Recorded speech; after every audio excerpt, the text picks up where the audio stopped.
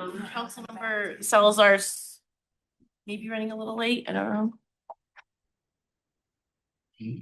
She's on her way. That's what she needs. Okay, well, we'll just get started and so first do we have anything from the city manager today? I do not. Okay.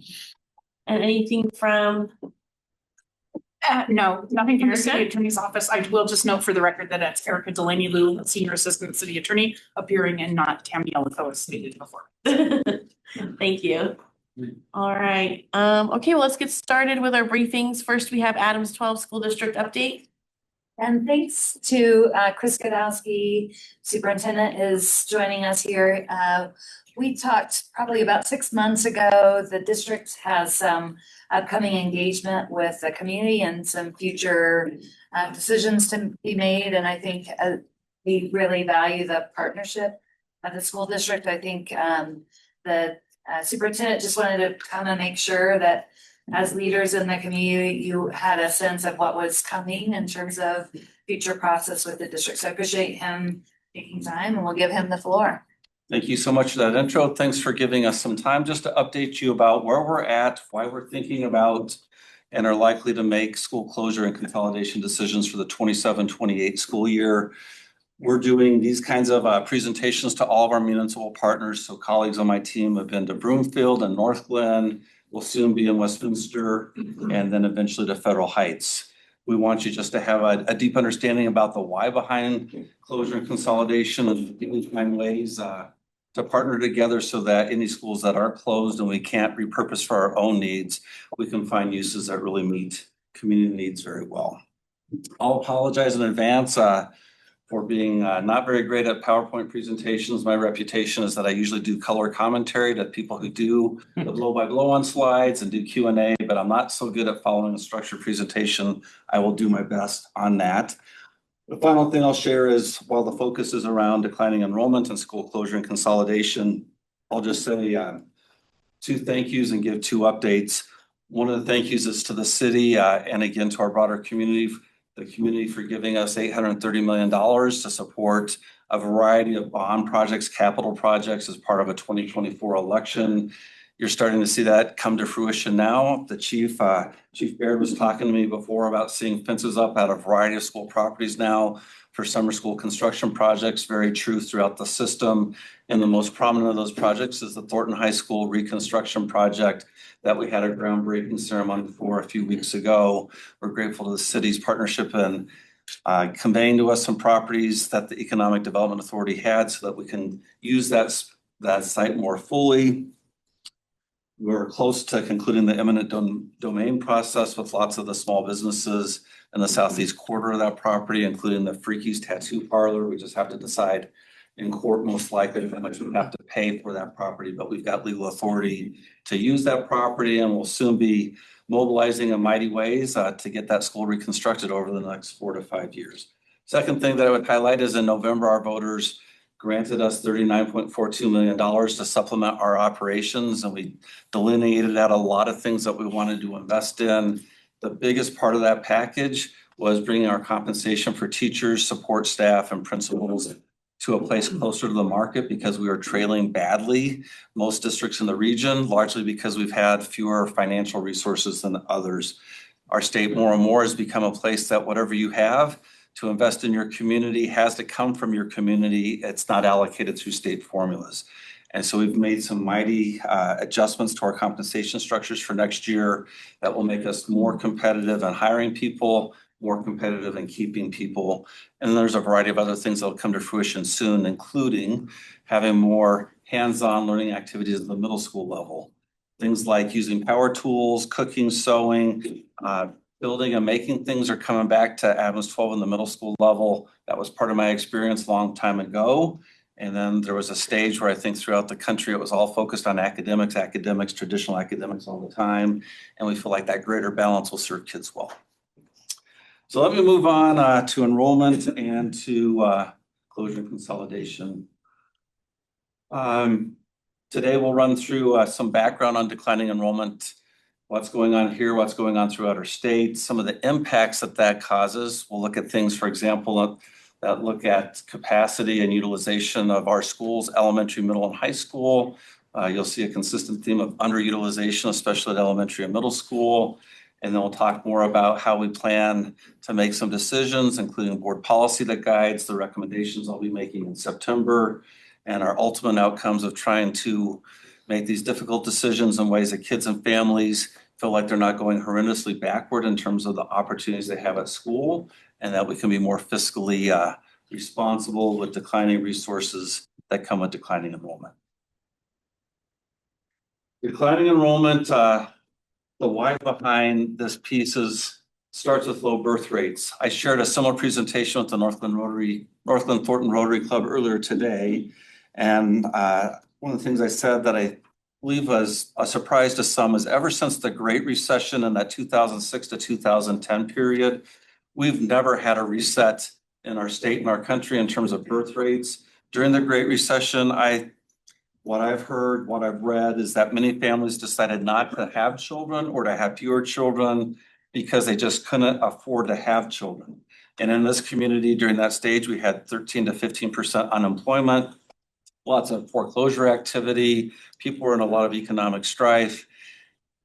And things recovered within 2 to 3 years in terms of employment, the housing markets, people's stock portfolios. But what hasn't changed is how many children they have. And so right now, in my 17th year as a superintendent, when I go to conferences at the state and the national level, the two most common topics that we talk about, one is artificial intelligence and what does this mean? How should we use it? How do we manage it appropriately in the present and looking forward?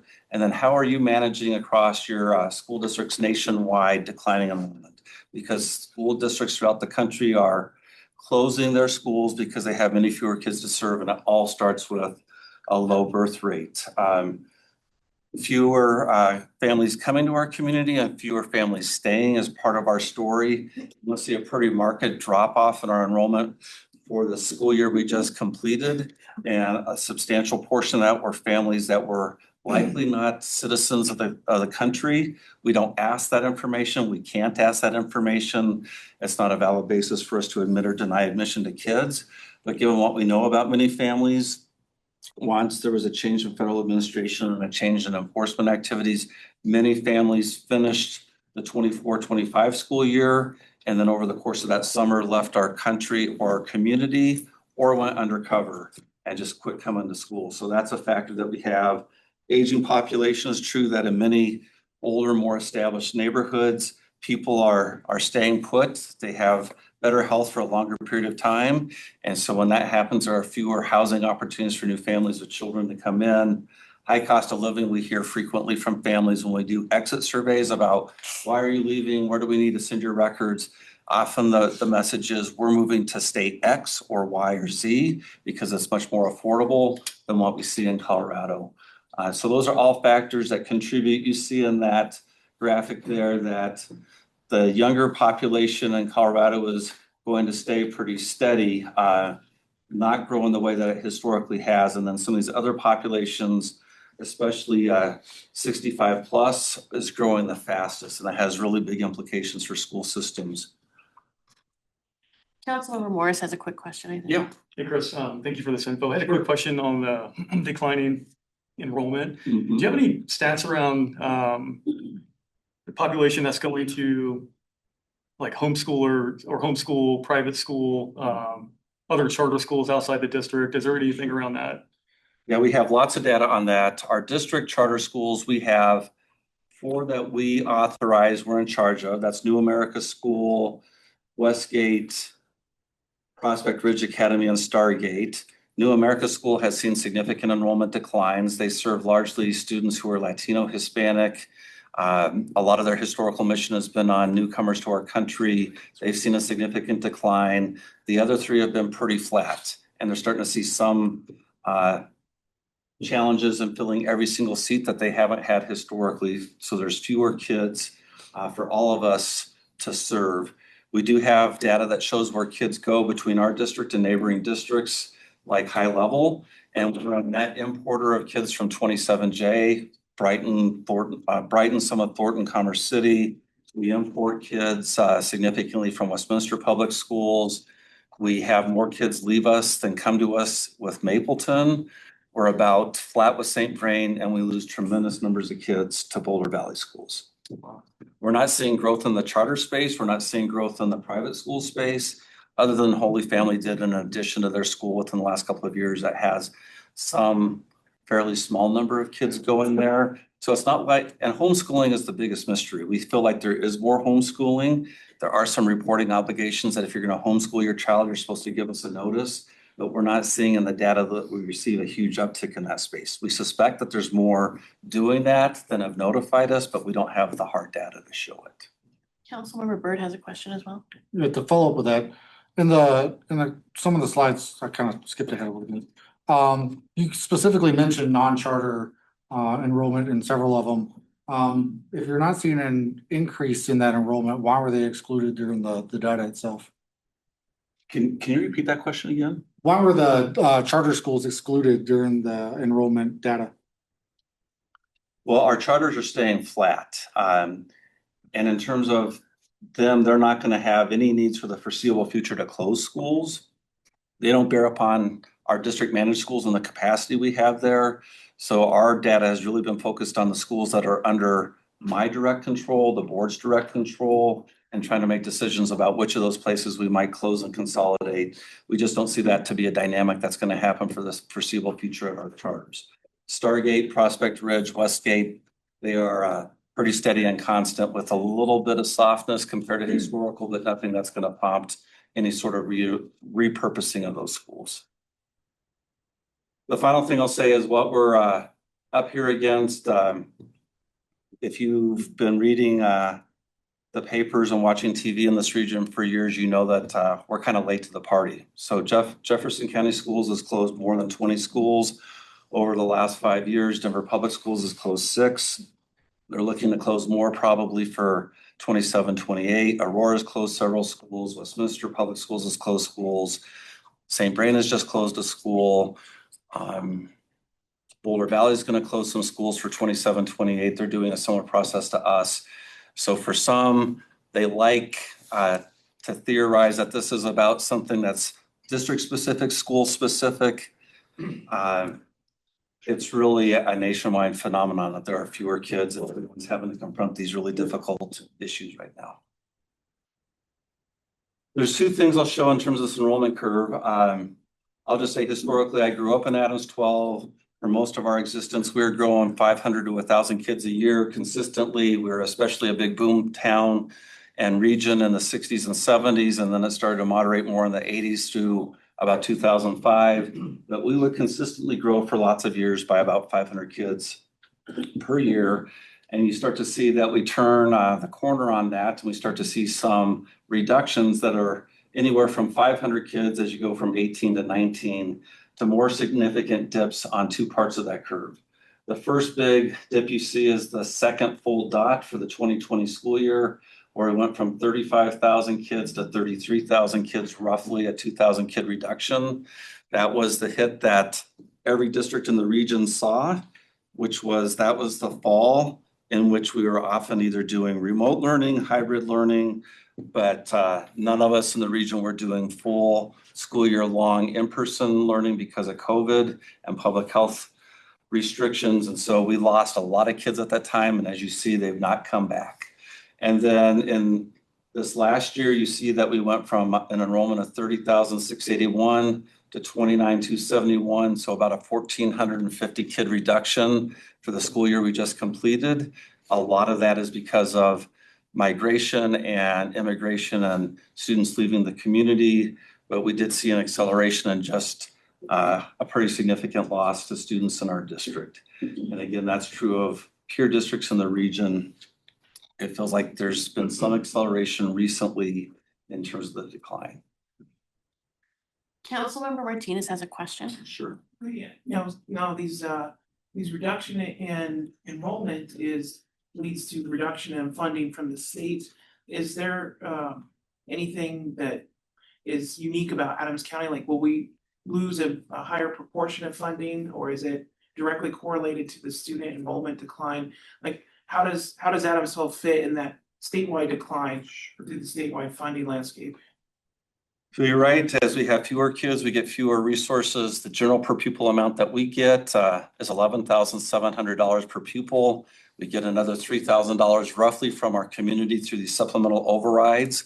There are different numbers per pupil based on your district demographics, based on your size, your cost of living, and a variety of other factors. So if you're a small rural district, you might get $47,000 per kid. There are some in Colorado who do. Most of us that are 4,000 kids or larger tend to be more in like this $11,000 to $12,000 range. There are things that make it more complicated than just saying you've lost 1,450 kids and we're going to multiply by 11,700. There are averaging formulas that have existed for more than 20 years so that if you're declining in enrollment, what has been the rule for most of that 20 years is that you look at your enrollment the last 5 years and you average that. So it takes some of the sting off of declining enrollment and keeps your resources steady. Under the last several years, that's moved from 5 years to 4 years. And for next year, it will be a 3-year averaging process. So you start to bear more of the brunt of declining enrollment with 3-year averaging than 5-year averaging. So the financial impacts are more significant. But the other thing that's happening is the state has changed some of these factors and weights in the school finance formula.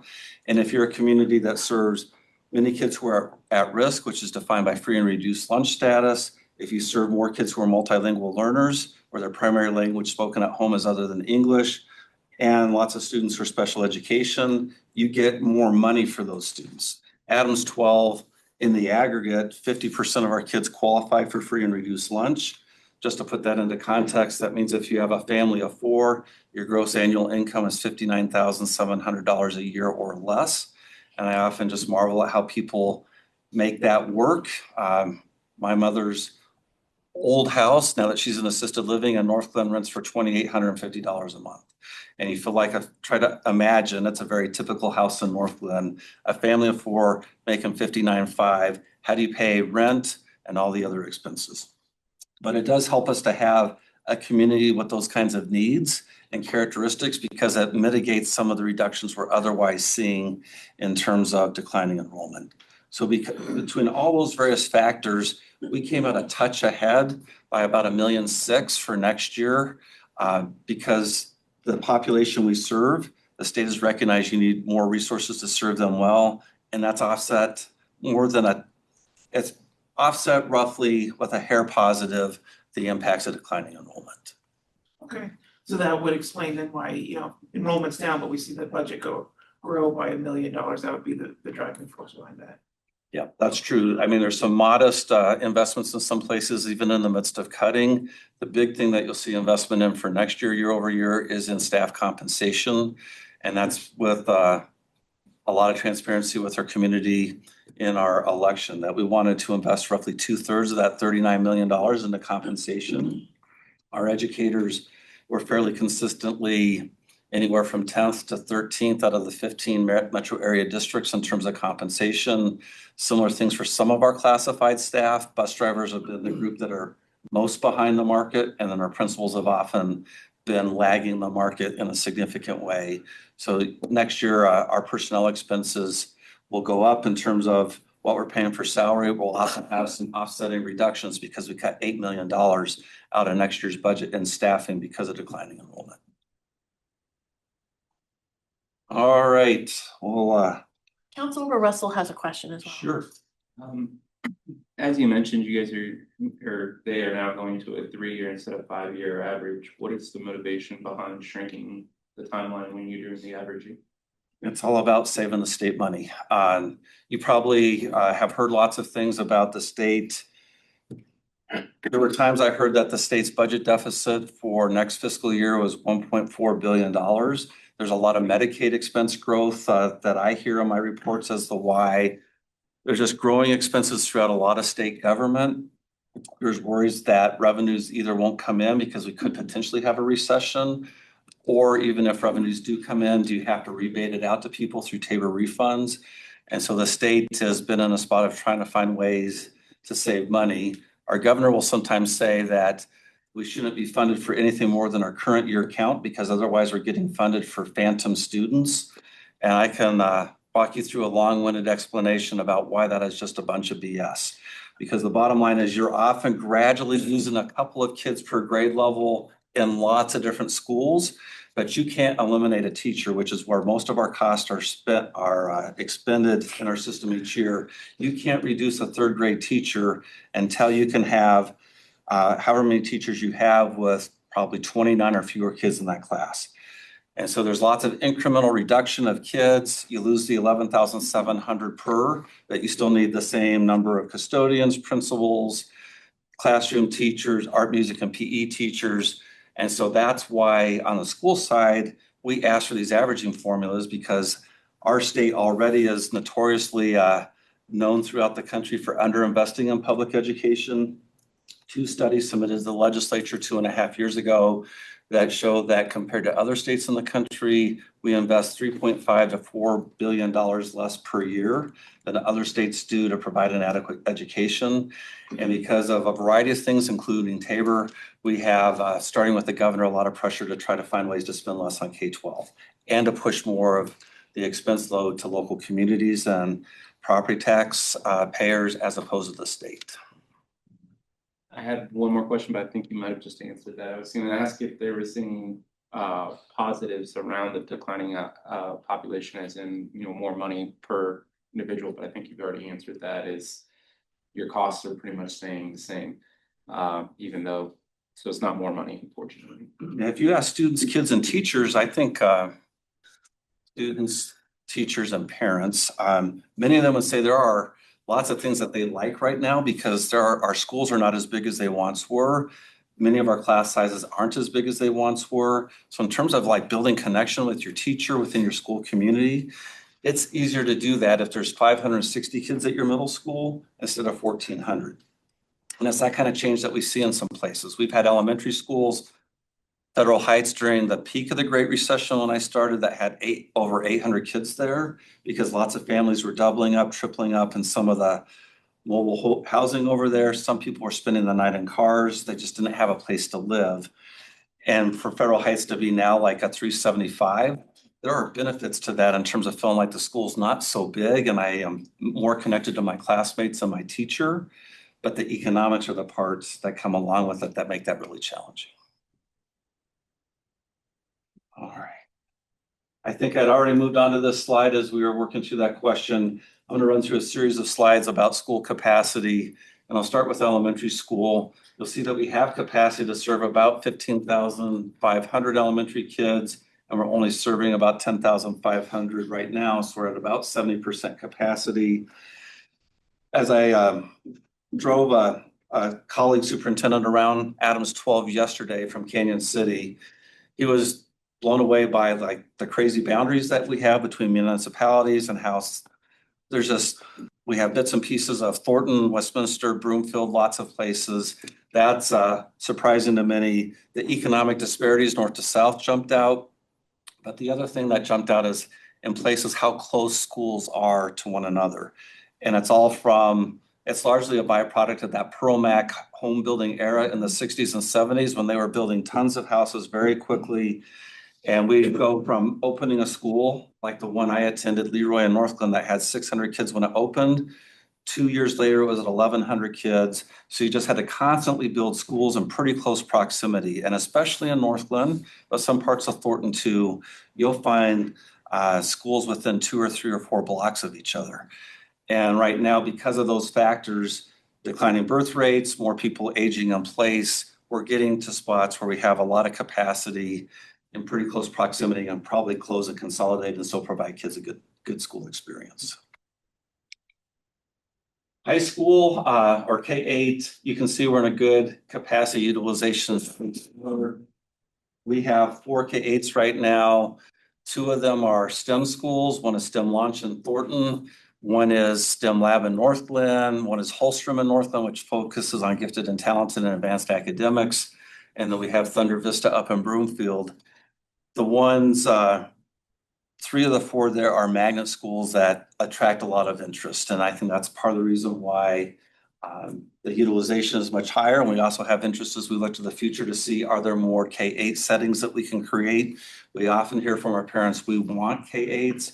We worry about the transition socially and otherwise for our kids leaving elementary and going to larger middle schools where there's a lot more renorming, regrouping with peers. There's lots of behavior that starts to emerge that's more complicated. So K-8s are a very popular model here and throughout the country. Middle school, you'll see, is where we have the greatest unused capacity. We're at 60% utilization at middle school. And a lot of reason behind that is roughly 25 or so years ago, our demographers and our leadership team would consistently tell you that build out for Adams 12 would be around 50,000 students. That is not going to be the case. We've already hit our peak and we're on the way down, as you've seen on the earlier slide. They believe that just given birth rates and housing construction and just the pace of that we had seen for a lot of years before. And so because of those dynamics and the steady 500 or so kid growth per year, they built really large middle schools that were designed to handle a lot of kids over time. So Shadow Ridge at 128th and Holly, Silver Hills at 125th and Huron, Rocky Top at 144th and York are all schools that could probably serve fairly well 1,300 to 1,400 kids. We're designed that way purposely to deal with future growth, and it ain't coming. And so there's now places like Shadow Ridge that earlier on, when I was legal counsel for the district, had close to 1,400 kids and currently has 560 kids. So that's why middle school is a particular place of underutilization. High schools were at 85%. Some of the slow roll from the Great Recession hasn't all the way materialized at the high school level yet, but it's coming. When you compare the number of kids who are seniors in school versus the number of kids that are kindergartners, it's roughly 75% is the enrollment at kindergarten compared to the senior class.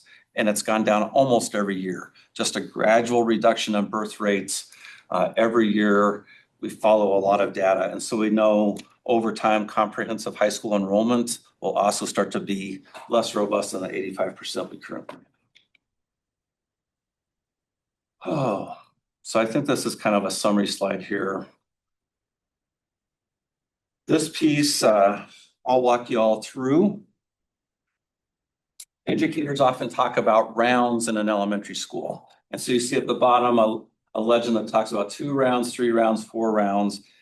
As a parent, I think about that as how many classrooms are there in a grade level and teachers. So a 2-round school means that there's 2 third grade teachers, 2 fourth grade teachers, 2 fifth grade teachers. A 4-round means you've got 4 teachers at those grade levels. And you can tell on that yellow line, which reflects 4 rounds, that was a fairly common dynamic for us as recently as 2017 and 2018. But over time, it's dwindled to almost none of our schools are 4 rounds. And it's all because of declining enrollment in our system. Where you're most likely to see a 4-round is in a newer school, like a Silver Creek in Thornton, like a Meridian in Broomfield, where there's still some housing development and there tends to be more families with younger children, but in more aging places, like Thornton Elementary, Coronado Hills, North Star, Northmore, lots of places in the south, you start to see the red line dynamic, which are 2-round schools. And we're projecting, as you see on there, that in 2027, a year from now, the 2 curves will meet between having 3-round schools with 3 teachers per grade level and 2-round schools with 2 teachers per grade level. That's complicated from a student experience perspective in a lot of ways that I will show in a minute. But a really dramatic change in a fairly short amount of time when you look at what's happened over the last 7 to 8 years. So the impacts behind this, I mean, certainly in terms of school closure and consolidation, there are some fiscal things that you've got to pay attention to. Other districts that have done school closure and consolidation estimate that the savings for an elementary school is about $1 million a year. For a middle school, it's $1.5 million to $2 million a year. Most of those savings come from not having a principal, an assistant principal, office manager, secretary, health aide. There's some savings that come in utilities, custodial. So the money part is definitely a material piece of balancing out a budget where resources are constrained, but there's also some educational impacts. So when you have a half-time art teacher, music teacher, PE teacher at a school, which is becoming commonplace in these 2-round schools, Those teachers are away from their students sometimes for weeks at a time. So they may be at North Star for 2 weeks and then they may come back to Northmore for 2 weeks. When you're away from your students for a good chunk of time like that, your relationships with kids start to unravel a bit, your classroom routines and disciplinary structures unravel. So it's tough to be as productive because you're just constantly resetting behavior, norms, relationships. That's challenging. It's also difficult to sustain things like an elementary choir, theater productions, after-school clubs and activities, because those teachers doing that at 2 different schools as an art, music, or PE teacher is often a breaking point. You just have all the kids in 2 schools. They often say, I just can't do it at both places. So they may choose to do choir at one school in the fall, choir after school in the other place, second semester, but we have fewer things that we're doing for kids, especially after hours. It's tougher for teachers to collaborate with one another and get insights beyond their own. So if you're collaborating with just one peer about how to improve math instruction or how to reach Chris, who's not responding to your instruction, it's more difficult to find the right solution if you just have one colleague to collaborate with versus 2 or 3. It's really challenging right now to get sufficient people to coach and to be activity sponsors after school. When I was a kid, most of my teachers, in my recollection, did some of that stuff. Now, most of our teachers don't want to do that extra after-hour stuff, even with some additional pay. And so if you get to a 2-round school where you've got 2 kindergarten teachers all the way up through 5th grade, you've got 12 classroom teachers.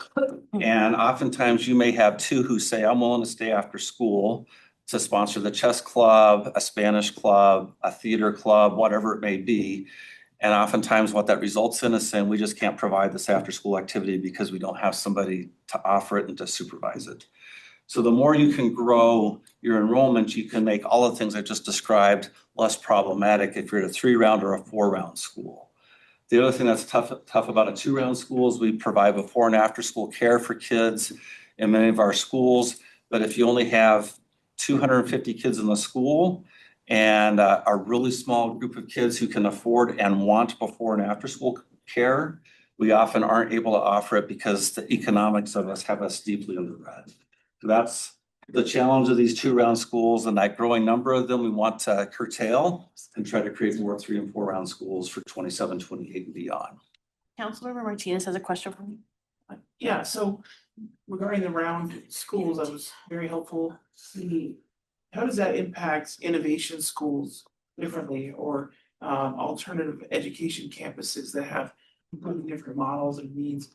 Are they gonna factor into these needs, like breaking them apart and distributing them throughout the district, or what would the impact on those schools be? So in terms of what the state defines as an innovation school, we only have one right now, which is Thornton Elementary School. And what's largely innovative about them is they have a longer school day. So potentially an innovation school could be a candidate for closure depending on enrollment and depending on some of the criteria that I'll show you down the road. But I don't know that innovation status alone really tilts you one way or another. It's going to be more about how many kids do you have? How are you performing in terms of meeting needs of the community? That's the key criterion there. What was the other part of that innovation and The alternative education campuses. alternative ed campuses are also expensive to operate. We have several of them right now. Vantage Point is a high school alternative school where you go in person consistently. We have Pathways, which is primarily online delivery, but you come in person for some support here and there. We have 5-Star Online, which is primarily for kids, middle school and high school, that for a variety of reasons, whether it's school anxiety, being really competitive athletes, family circumstances, don't want to have to go to a brick and mortar place consistently. So we have a variety of alternative schools. They are more expensive to operate. At this juncture, I don't foresee closing or consolidating any of those alternative options because we feel like they're essential in helping kids, especially at the secondary level, find a pathway other than dropping out from school or giving up. So they can be more costly. Vantage Point is probably the most costly school that we offer. But we have kids who say the smaller setting with a big focus on how to develop better life skills and maturity and some academics has changed my life and given me hope that I didn't have before. Councilmember Byrd has a question as well. So a 2-part question. One is, do you have an idea around how many schools you're looking to close and consolidate down to? And two is, after the consolidation, what is the plans for the buildings and the property that the grounds sit on? They're leased out, or how are you gonna handle that? Sure. So my prediction is that we'll land on 5 to 6 schools to close for next year out of our district, and that it will be spread throughout our community. We have kids from all the various cities that attend schools, either in their city, other cities. I believe every city and unincorporated parts of Adams County will have some impacts in terms of kids getting displaced or having change. And then where those physical facilities are located, I think there's a lot of dispersion across the whole district where those things are likely to happen. But I think 5 to 6 is the landing point. We'll finalize that probably in July. And then what was the second part of that? I'm sorry, I'm not good. What's the plan for the consolidation afterwards? That's part of the reason why, so consolidation, we'll talk more about that. In terms of taking care of kids, we have a high degree of confidence that we will do that well. What we will do with facilities next is a big open question, and it's part of the reason why I'm traveling the circuit right now to cities, meeting with the YMCA, Boys and Girls Club, Housing Authority, lots of different people, so that they know there's probably some capacity coming. Ideally, it's one of the most important things for me and the board is that we don't have buildings that are just mothballed and sitting vacant and become vandalism targets and eyesores. We don't want to have uses that are incompatible with neighborhood uses and desires. We don't want to just spread our programs into buildings so that they don't sit vacant, because that comes with lots of overhead costs that are really counterproductive to what we're trying to achieve. So hopefully down the road, we'll have people say, in one city, for example, I heard city staff say, we probably have a private childcare provider that will have interest in buying or leasing one of your buildings and providing childcare services there. We have some speculation that there are providers of highly intensive special education programs that may have interest in leasing one of our facilities. I'll just, to explain a little bit more, we have over 100 kids that we send outside of Adams 12 each day on a bus or in a vehicle, often to Denver or other locations, to get more intensive special education services that we can't provide even in our most intensive programs. It's often in programs like autism.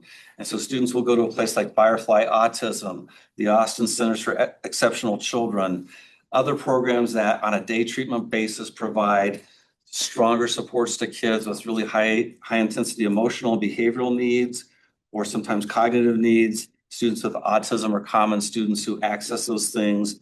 There hasn't been enough capacity in the Denver metro region for many years.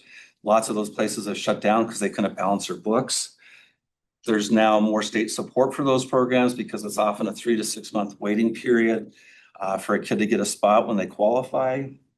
They're very costly. Many of them cost over $100,000 a year for us to place a child. And those kinds of programs in Jeffco, for example, are renting 1 to 2 schools to provide that kind of service, not only in Jeffco to the region. So that could be a possibility.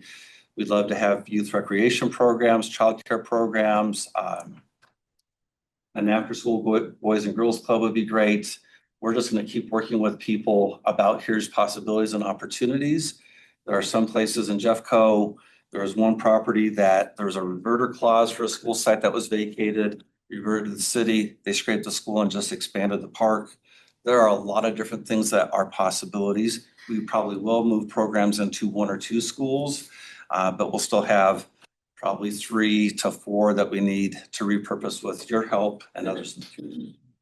Councilmember Morris has a question. Chris, I just wanted to ask and build on that question. Is there a possibility, or have you seen it anywhere in the country where those public buildings become privately owned, privately leased for commercial purposes? So like an example would be in Colorado Springs, which I know this is probably a little bit different. There's a building called the Schoolhouse, and it's kind of near the Broadmoor neighborhood. And it's an old school building. Yeah. And it's been retrofitted. Now it's, restaurant, coffee shop, office, bunch of different kind of mixed commercial uses.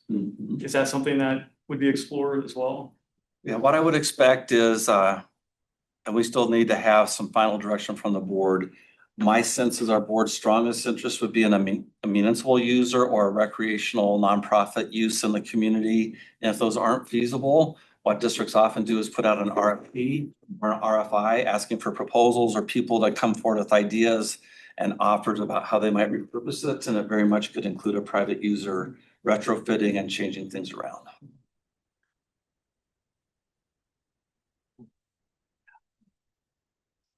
I'm going to skip over this slide in the interest of time and just say that impacts at middle school are very similar to elementary. As you get smaller, you lose some of your ability to offer programming. Shadow Ridge Middle School, the principal of that school has been on one of our committees, and he shared with our long range planning and advisory committee that because they've gone from close to 1,400 down to 560, he's had to eliminate some classes like Spanish that many of his students would like and enjoy. But there's only so many dollars to spread that he gets for those 560 students to make sure that you have reasonable sizes in math, science, social studies, language arts. And so electives start to get shrunk. And you're also in a spot where you have teachers teaching outside their area of expertise. So instead of being a teacher who specializes in, I'm just going to teach language arts all day long, you may start to teach 3 sections or 3 classes of language arts and 2 social studies classes just to try to economize pieces so that you don't have people full-time on your staff getting paid full-time wages, that you only have a need to have teach 3 classes or 6/10 of a full-time assignment. So there's lots of that maneuvering that's going on now. And so losing out on electives and losing out on teachers who can be most focused on their area of expertise comes with challenges for kids. Councilmember Algie has a question. Actually, not a question, just want to thank you, Chris, for the presentation so far. Yeah, just like what Councilmember Moore said, down in Springs, there's also 2 other schools I know over the years that have been refurbished into like retail, Ivy Wild near downtown Colorado Springs and up north Lincoln Center, both retail outlets. But still, obviously, you know, if you have to close schools down, whatever use we can get, whether it's retail or my preference would be actually if like for childcare or for special needs folks, but still whatever the school district needs to do, you know, I'm good for. So that's all I have. I appreciate that. And I'll just say in terms of repurposing, some of the more creative repurposing things that you're alluding to in this thread of the conversation work best when you're right along a major street and there's lots of visibility and traffic. And some of our more recent school construction, places like Silver Hills Middle School, Rocky Top, Mountain Range High School, even places like Silver Creek Elementary are off of bigger streets and they're not deeply embedded in a neighborhood. But most of the schools that we have in this district were built in that 1960s to the 2000 thing, and they are integrated in neighborhoods. So I'm trying to give an example. I hate to give examples because people start reading a lot into it, but I just think from your own experiences, when you think about schools in your area, I think about a Woodland where Mayor Pro Tem Ayala has talked about that school before and being part of that community. It's embedded just deeply in housing. I can't imagine a retail use working. Yeah, in that right. location. We have lots of elementaries in that space. Yes, and I can also say, you know, like last year, they invited me to for their one of their events, and it was trick or treat actually. They personally reached out to me and said, hey, do you want to come check it out? Absolutely. It was a great time. Kids had a blast. It was packed, and it was it is my hope that they stay open because that is a very vibrant neighborhood, a lot of kiddos there. So Yeah, no, I appreciate that. We have those similar dynamics in so many places in our community. Schools are the hub of lots of neighborhoods. It's why people want to live there, why they buy homes. It's where the whole journey starts at elementary and having a great experience. We don't want to close any of them, but we're now in the spot where we feel like we just have to confront that challenge head on. Councilmember Salazar has a question. Sure. I know that there's a decrease in birth rates, but I'm just curious about UPK. Have you seen do you have a wait list for your UPK? Would you be willing to turn one of these into a preschool base? Because I know that it's really driving out the, daycare centers and it's driving out the home daycares. Sure.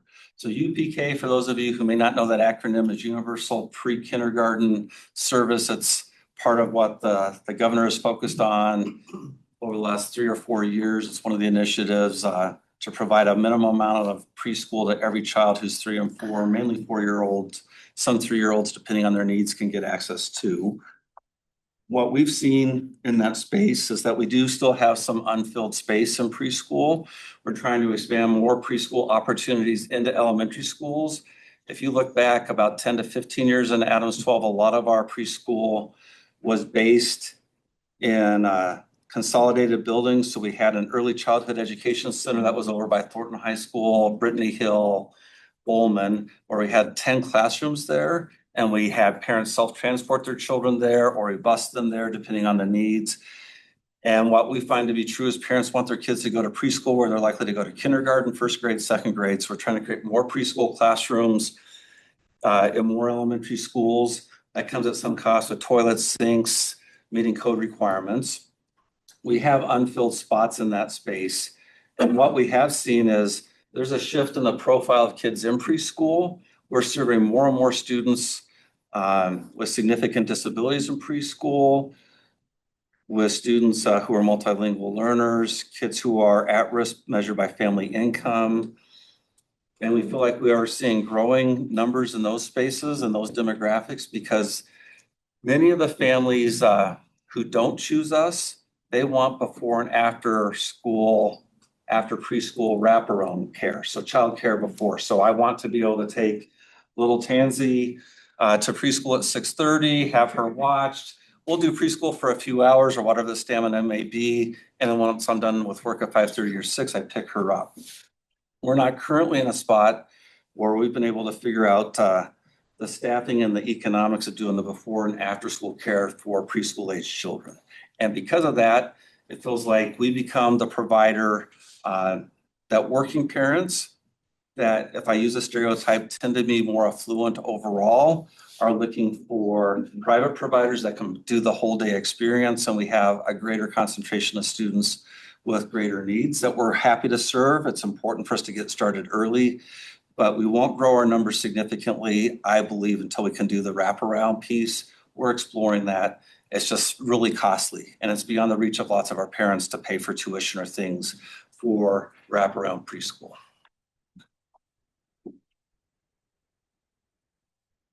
All right, so in terms of guiding principles, you see some established here. We want to have adequate staffing, collaboration, lots of things I talked about as deficits and challenges with 2-round schools and small and middle schools. We want to try to improve those things. And we also want to be really purposeful to put communities together that we feel like fit together and that we can emerge with people feeling that they're in the same or better spot overall compared to where they were before. It's not an easy thing to do, but that's the objective or the interest that we have that's driving lots of our conversations.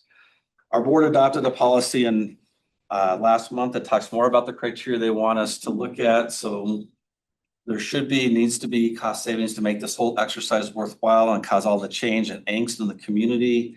And as I said, there are some times in this transition that you will have some short-term one-time costs as you do some building renovations perhaps, or there's other supplies, materials that you might need to buy as you expand a school, shrink a school, move a school. But ongoing cost savings are important for us to achieve in this. The piece about having similar expanded learning opportunities has been a consistent value the board's articulated all the way through. And one of the pieces in there that's important to emphasize is comparable to schools funded at or near the average per pupil funding.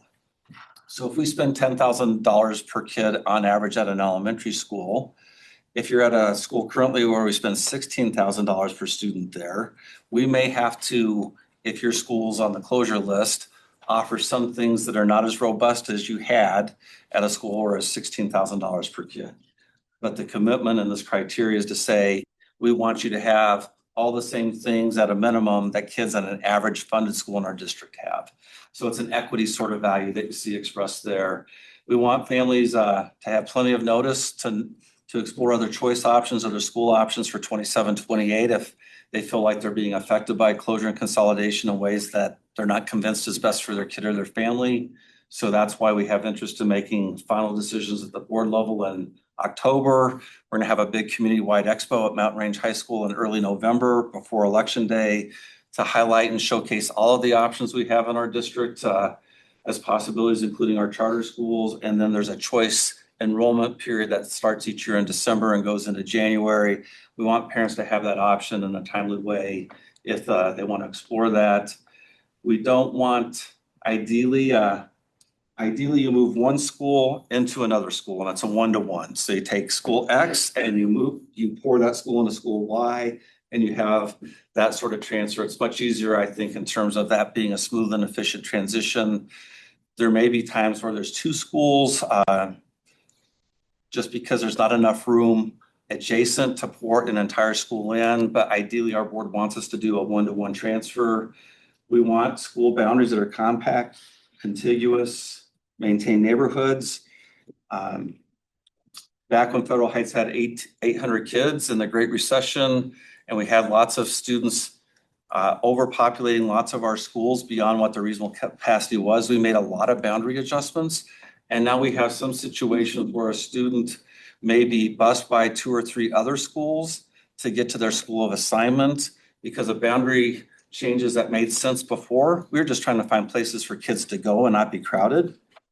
But because of this shrinkage over the last 8+ years in particular, it doesn't make sense to say you're getting on a bus, driving past other schools to go to a school 1.5 miles away where you're not going to play with those kids after school because they're too far away. You can't do after school activities because it's too far away. So we want to like redo some boundary stuff and bring kids to schools closer to where they live is an important value. We don't want to play the reshuffle game. For people a little bit more senior than me, a little bit older than me, who are in their probably 63 to 65-year-old range, when they grew up in Adams 12, they will often share that I was at 3, sometimes 4 different elementary schools during the course of their time because we were growing so fast, built a new school, boundary change, go to the new school, okay for 1 year, next year boundary change, new school, new friends again. We don't want to do that in reverse as we're declining. And so if we move you somewhere, we want to have really strong belief and some analytics behind it that you're going to be there for at least 5 years so that it's not all these shifting relationships constantly. Want kids to go to schools with the same or stronger accountability rating. Currently, the state of Colorado gives schools a rating of turnaround, priority improvement, improvement, or performance, largely based on achievement and growth on English language arts and mathematics assessments in the spring. High school is a little bit more complicated because we also look at things like dropout rates and graduation rates, but we want kids to go to a school that if you're rated performance, you're at a performance rated school. And ideally, if you're in a priority improvement rated school, you're going to a place that's improvement or performance rated where achievement and growth is better than the school you've been at. And then finally, it's the piece we've talked about before. We want to be good partners with you, good neighbors to our communities, and find new uses of schools that are compatible, don't leave things open, and that add value to the community. Councilmember Part has a question. Yeah, the slide you mentioned, like the ability for parents to be able to explore school enrollment choices that are affected by what's happening. But you mentioned that you weren't going to announce the school closures until October. That's after the state already issues its funding for the schools. So if the parents choose to go to a different school, let's say outside of Adams 12, now doesn't that school lose their funding ability from that child? No, and I may not have been clear. So we want to announce an October final decision so that people in November can explore options and then apply for options either with Adams 12 or other districts in December and January, but for the following school year. That's the time frame that people are looking, is they're looking ahead to the next year. So we won't make any of these changes until August of 27 in terms of kids going to. There are things that we have very much in mind after October, whether it's school tours where you can come see the new school of assignment. If you're somebody who might be relocated, you can meet the teachers. You could, if you're a student second semester, if there's a theater club at your new school, you could start to participate in that theater club at the new school. So you start to build some friendships and connections. There are a lot of things that we want to do to really have a great customer experience for people who might have to make a transition. Do you see any more enrollment droppage from the forcing of school closures and transfers? I mean, there's always a risk of losing kids. So the ones that are most on our mind, we have a lot of kids that choose Adams 12 over other neighboring districts. They leave their place where they live and they come to us. And at every single school in our system, we have some of those, other than maybe Legacy High School that's always packed historically. So you're worried that if you're offering something that's unique, those people will leave. You also have the risk of some people in district, especially if they're around borders of the district and they're closer to neighboring districts and schools, that they may choose to make another choice. I know from other districts, they tend to close schools. Over time, they've learned a painful lesson that if you choose close schools on your boundaries and your periphery, you often bleed more kids into a neighboring district than if you close schools in the center. So there's lots of things that are possibilities. Our hope is if we follow these criteria and we're moving you to a school closer to your home and you're not on a bus, if you have an art or music or PE teacher that can do the pumpkin run, support the choir, do the art show every year robustly instead of every once in a while, if you're moving to a school with a better performance and accountability rating, if we do all of the things that these criteria are saying, we hope we can minimize those losses, but it's really a TBD. There's some districts that I think as they've done school closure and consolidation, Douglas County being an example, there were lots of parents who were really hot and angry, but in the end, they're not reporting significant enrollment loss. There's other places that if you have more people on your borders with capacity, they might ooze some more kids out. So we're committed to doing our very best to minimize that dynamic. Councilmember Morris? Chris, I appreciate all the info tonight, super helpful. Is there, or are there questions that you, I mean, I know this is more informative, but are there questions that you want us to be considering as a city council?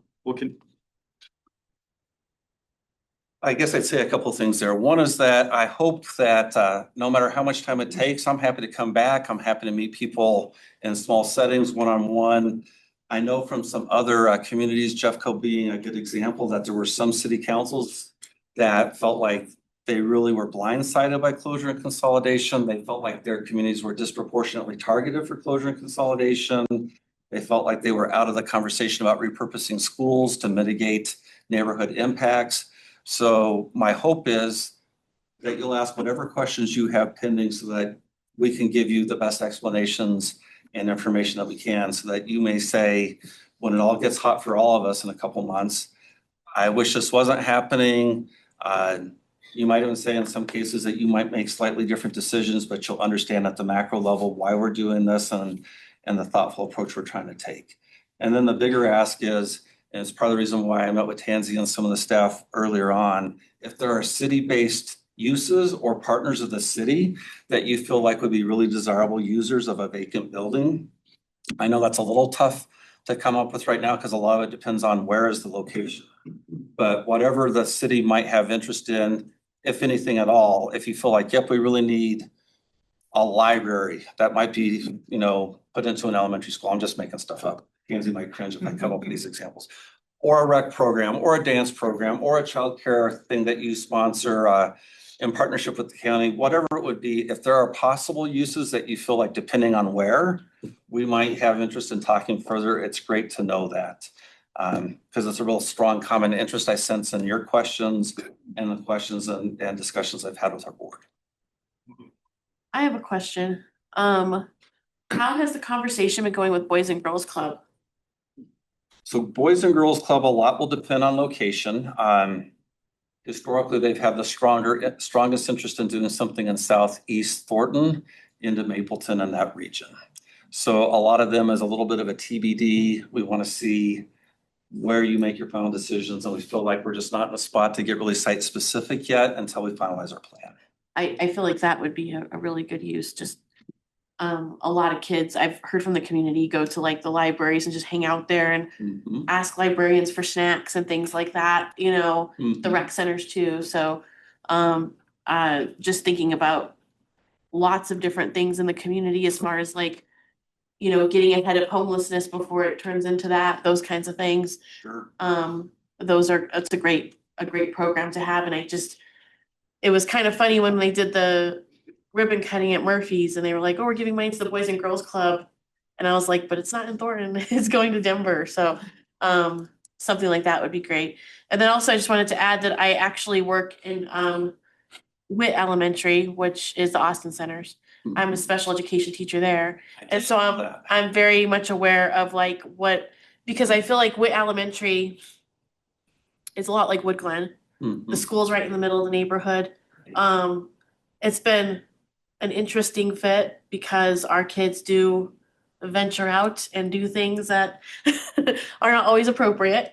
But I think it's been a good fit for the community and for the kids too, because I've worked at another facility school before, and Witt Elementary is a site that's just more of like a traditional school rather than Laridan, which I love as well, but it's more in a really urban place with a lot of industrial stuff around it. So it's been nice to work at a facility school that has that neighborhood feel. So Thanks for doing that work. It's an important need that I don't need to belabor with you or probably the rest of your group given what I shared.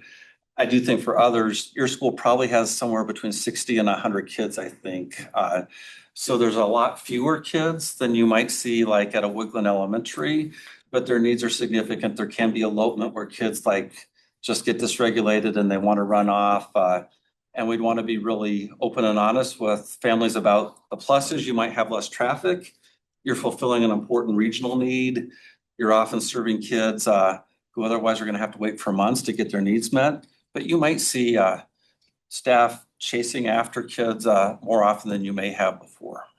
yeah, it's it can be interesting days, but it's a really nice campus. So I imagine like something like that being, someone in Thornton or North Glen or wherever, it could be a good addition too. So. And so many of those facility schools are Denver centric.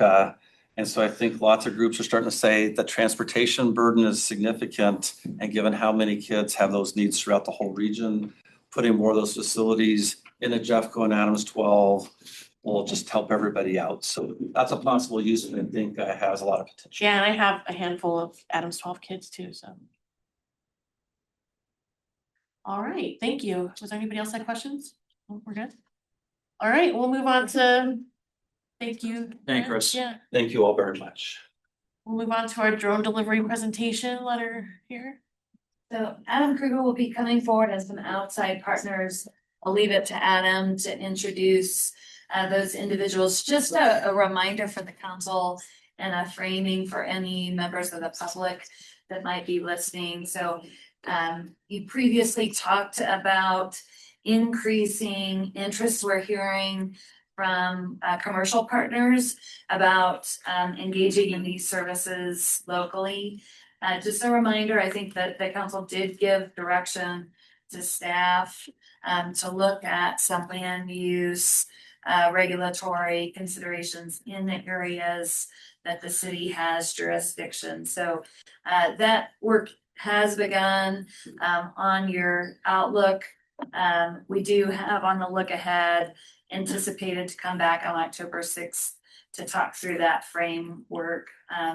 So tonight, different than that, I think there was some interest in the council just to hear from the partners and understand a little bit what's driving this, the business practices, so that you could anticipate what those partners that are coming, what would be their practices and their commitment in terms of that service. So we won't be getting too much into the regulatory stuff at all tonight. If there are questions or comments that come up, we'll certainly take notes and pass that off into that process. But largely tonight, the idea is to hear from and learn from some of the commercial partners in the space. So that I'll give it to Adam. Yeah, thanks, Tansy. Good evening, Mayor Pro Tem and Council. Tansy actually did the majority of the intro for me, so that makes it pretty easy. But I do have a guest here tonight I want to introduce. Our first guest is actually Sam Bailey. He's the Economic Development and Public Policy with Amazon. So excited to have Sam here. As Tansy mentioned, when we met on June 2nd, Council had asked if we could have the companies that are actually doing drone, that have reached out to us to do drones in the city come and present. And so that's why we're here tonight. So with that, I'll turn it over to Sam. Wonderful. Thank you, Adam. Mayor Pro Tem, members of council, thank you for having me this evening. My name is Sam Bailey. I'm the Senior Manager for Economic Development Policy at Amazon. I support the expansion of Primera across the United States. Here to talk to you about our site locations here in the city of Thornton. We operate 2 sites. Our Den 3 Amazon Robotics Fulfillment Center and our DDV2 Amazon Delivery Station, both located in Ward 4. We are interested in bringing Primary drone delivery to this community at a later date through the appropriate process that the city defines. But here to talk to you about our operations, what it looks like for us to deploy it, the customer experience, and give you a little interest into Primary. A little bit about Primary. So Amazon manufactures and develops our Mark 30 drone in Washington State. So this product is built, this aircraft is built by Amazon. It is deployed by Amazon. It is flown by Amazon, and it carries Amazon orders from our fulfillment centers. We take a safety first approach to deliver to customers in 60 minutes or less using this FAA regulated vehicle. Our fastest click to delivery time was just under 16 minutes from when someone clicked buy now to it arriving in their backyard. Happened in Texas. Our current operations span Arizona, Florida, Kansas, Michigan, Texas, and then we have a test site in Pendleton, Oregon. That's where we can test new innovations with the drone. And we have sites currently under development and construction in Illinois, Idaho, Louisiana, Missouri, Nebraska, and other sites in Texas, with more coming online just about every month. A little bit about the drone. This is the Mark 30 or the MK30. Amazon is a Part 135 air carrier certificate holder, so we can conduct commercial drone operations leveraging our drone. This was put into service at the end of 2024 and has been in service since then, delivering for customers, conducting thousands of flights daily across our sites. The drone itself is 5'6" by 4'11". It weighs 83 pounds when loaded with a lithium-ion battery and a customer order. That customer order is maxes out at about 5 pounds, about the size of a common shoebox, and can be delivered up to 7.5 miles from the point of origin, which in this case would be a fulfillment center like the one at 146 and Grand Streets. It is fully autonomous, though we have drone monitors who are based locally that monitor every flight that goes on. Our flight monitors carry their Part 107 FAA certification to conduct and monitor those flight operations. We do possess onboard detect and avoid technology, so we can identify things like hot air balloons, aircraft, and helicopters and conduct an evasive maneuver. We operate in wind and light rain, and we have a perception system. So as we come to deliver to the customer, which I'll show you, we descend to about 12 to 13 feet. We are scanning that delivery point to make sure kids, dogs, humans, obstacles aren't at that point, so we're not dropping a package on them. And then we safely drop that box from about 12 to 13 feet. That box is custom made and cushioned so that it lands safely so the customer can retrieve it. These drones do not have any onboard surveillance technology, so unlike that of a police type drone or drone as a first responder program, we can track license plates, people's faces, things like that. It's strictly for the purposes of customers. A couple things regarding the approvals that we as Amazon go through at our sites. So again, airspace approval is under the authority of the Federal Aviation Administration. We go through an approval process with them based on the service territory that we are looking to conduct deliveries in. We work with airspace partners, whether it be commercial, general aviation, airports, helipads, other operators in the area. And then we're also required to conduct environmental assessment as required by the National Environmental Policy Act. And so we go through an assessment to ensure that our drones don't create a negative impact on the environment. So that's the federal process we go through, which is the longer lead item often when we are looking to bring Primary to a site like the one that we operate in some of the other states. What we are looking to install at our fulfillment center in the future is what's called a paddock or a prime air drone delivery center. This is about a 20,000 square foot fenced in location that would be located in the parking lot of our fulfillment center. In this example, you can see there are 6 launch pads and 1 divert pad for spacing as we have drones coming in and out. We conduct our drone storage, our battery charging here, but the building itself, the use is not changing whatsoever. Den 50, our fulfillment center, will continue to operate as it currently does within that light industrial zoning. The only difference will be for those who opt in to utilize drone delivery, they will receive their packages from the Primary drone delivery center. So an important thing to point out is that we never surprise someone by showing up with a drone. Those who want to receive their packages in the way they currently do can continue to do so. You have to opt in to utilize that service every time that you check out. Don't tell my wife that. Within that building, about 67% of the items in our fulfillment center can be transported by drone. Again, this is a little bit about the profile. We operate between 200 and 400 feet AGL, and the drone transits to the customer through a direct path at about 70 miles an hour.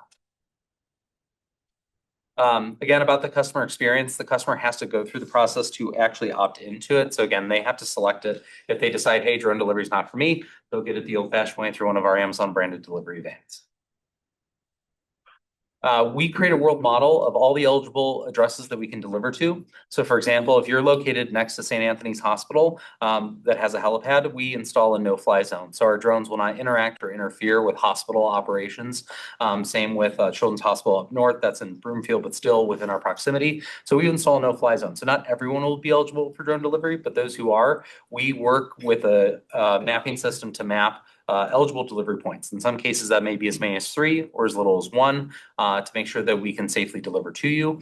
In this example here, you can see someone has a backyard, a driveway, and a front yard delivery option. So when they check out, they can select where it's going to be delivered to, the backyard being the most popular just based on porch piracy and things of that nature. This is just a video, that same home that you saw in the picture below. Let's see if this works. There we go. Of us conducting that delivery. So again, package drops. Customer can then go retrieve it as the drone ascends and returns back to the fulfillment center. So every flight is 1 order and 1 fully charged battery. The drone will then go back to the fulfillment center, receive a freshly charged battery at 100% and a new customer order. These deliveries only occur during civil twilight hours, as defined by the FAA, about 30 minutes before sunrise and 30 minutes after sunset. So not 2 a.m. deliveries coming to your door to surprise you. We did conduct a third-party sound study of our drone at a sister site in Tulsa, Arizona. We both measured the paddock where our fulfillment center is located, as well as a home like the one you saw there. And we measure what the decibel level is for that brief exposure, topping out about 68 decibels during that delivery at the house. What's great about our Den 3 site, it's in a zone to light industrial location. It's also located in a naturally industrial and commercial area. So the sound exposure at the paddock would not be a nuisance to surrounding users. Again, just to show you kind of an example of where we would envision locating this. This is our Den 3 fulfillment center. Just to zoom in here, quite a substantial parking lot, and I believe the largest commercial solar array on a rooftop in the state of Colorado, if that stat has not changed. We would look to install the paddock in the northern portion of the parking lot. So again, off the kind of main east-west thoroughfare and on the other side of the building away from the interstate. That would allow us to, again, do what the building does already in terms of conducting the fulfillment of customer orders, take it out to the lot where it can then be put into a drone and then delivered onto customers. Councilmember Morris has a question. Yeah. Hey, Sam, thanks for this info, super helpful. I had a question, if we go back to the sound testing, is that, I saw the 500 feet mark, did that testing only happen at 500 feet, or was it like 50 feet and 1,000 feet? Like, what did that look like? Yeah, Councilmember, this is a summary of that study. We measured if you were saying at the primary drone delivery center, so at the launch pad, we measured 200 feet, 500, 800, 1,000, I think up to 1,200 feet as well. And then at the home experience, we measured in the backyard, the front yard, and then across the street if you were crossing your neighbor's front yard. So this is a summary of that. But beyond 500 feet, ambient noise often in these areas kind of filters in. So it's hard to have precision when you're 1,000 feet from the paddock standing away. So you do have data on 1,000 feet? We do. And so it's less than 55? Yes. I imagine. Yep. But do you know like approximately what that number is? I don't off the top of my head. It's an extensive spreadsheet, but I'd be happy to send some follow-up regarding those 800,000 feet measurements that we look at. I know as we're developing our land use kind of regs around that, I'm sure that'll be super helpful information to explore. Absolutely. So. Councilmember Algie? Oh, thank you. Thank you for the presentation so far. So how many employees would be manning the paddock? Councilmember, we currently at the fulfillment center employ over 3,000 Amazon associates. This would be a net increase of jobs. We would imagine an initial launch of 30 net new positions related in the flight monitors and drone operations and maintenance staff at the site. In our locations in Texas, in some cases, we've scaled up to 50. So it's a net increase of jobs at the site. There's not a decrease in opportunities. And it's a higher skill set based on the FAA certification that's required. Okay. All right. Thank you. Councilmember Russell? Yeah, I'm sure you're aware, last night there was a news story on the nightly news, and it was talking, I think, about your Richardson, Texas. A lot of neighbors upset about the noise, and this looks fine from around the warehouse, but my question is, it is the higher decibel. You measured backyard, front yard, and across the street, but as they're approaching and going over neighbors, first thing that comes to mind from where your facilities look, anything southwest of that location, you are going right across a neighborhood called Hunter's Glen. They mobilize very well. And seeing the news article last night obviously grabbed my attention because we had just discussed this. So is there any technological improvements? What do you, I mean, you're already making noise and you're not national, to a large scale yet. So that does bring a little concern that residents might be upset about, the constant traffic flow just because of where their housing subdivision is. And a lot of housing is in that direction, so they would be directly underneath those flight patterns. Yep. Councilmember, I had the pleasure of working on that specific project in Richardson, Texas, and was there with city council members and city manager doing a tour as of Thursday of last week. I've worked with those HOAs, the Creek Hollow Estates, Woods of Spring Creek, Crowley Park HOAs. I think what we have found is that when we first deployed this service in December 3rd, 2025, is that we saw immense demand in traffic. One of the things we routed around is a nearby hospital similar to St. Anthony's that has a heliport nearby. And so our routing was concentrated over a select couple of areas. We worked and met with the mayor as follow-up after launching in January and implemented changes in February to do a couple of things. One, we augmented our flight operations to transition to higher altitudes over the commercial area before we ever enter the neighborhood associations. We also elevated our average outbound flights up to over 225 feet. And then we installed the no-fly zone over a greenway area that was of importance to the city. So we took that feedback to heart, augmented those changes, informed the community during a council meeting in March, as well as a community meeting thereafter. We're continuing to get feedback and look at changes that we can make. That's part of what I'll call the service after sale. I would say that is our highest performing site. Since its launch, it's delivered over 26,000 items via drone, and that we're continuing to work with the community to figure out those changes that we can make. Some of the response is just feedback that is, I'm not interested in Amazon in the community or in drones, period, full stop. And so we do as much as we can to engage directly. Those residents all have my email address, cell phone number, EFA's email address. So they have reached out proactively. We have an ongoing and working relationship with the city to augment our operations. That isn't the case at other sites where we do operate. This site in particular is also somewhat closer into residential based on how cities in the state of Texas plan development districts, and that we have nearby residential, the closest homes less than 1,200 feet away. But we are continuing to make those changes, and we take that customer feedback very seriously. So are those changes now new standard operating procedures as flight patterns and stuff, or is it just, hey, we'll adjust as on need basis? Councilmember, depending on the geography, we will adjust on need basis. In some cases, we will augment those across our entire network in other states where we are operating. I think in that feedback with the mayor, the city manager, community members, we were able to implement those changes quite quickly in terms of hiring increasing our average flight altitudes, and then leveraging that location is part of a commercial area to route our drones over the commercial area before they would ever turn into a residential area.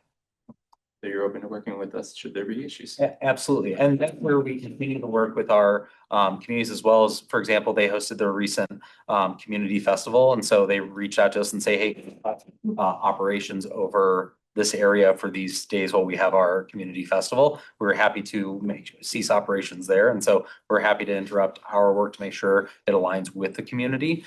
Just as well, we partner with, and this is part of our alignment from deconfliction with police departments and fire departments. So we're always mean to be a good steward, whether it's our ground fleet, our associates, or our drones. Yeah. Councilor Martinez?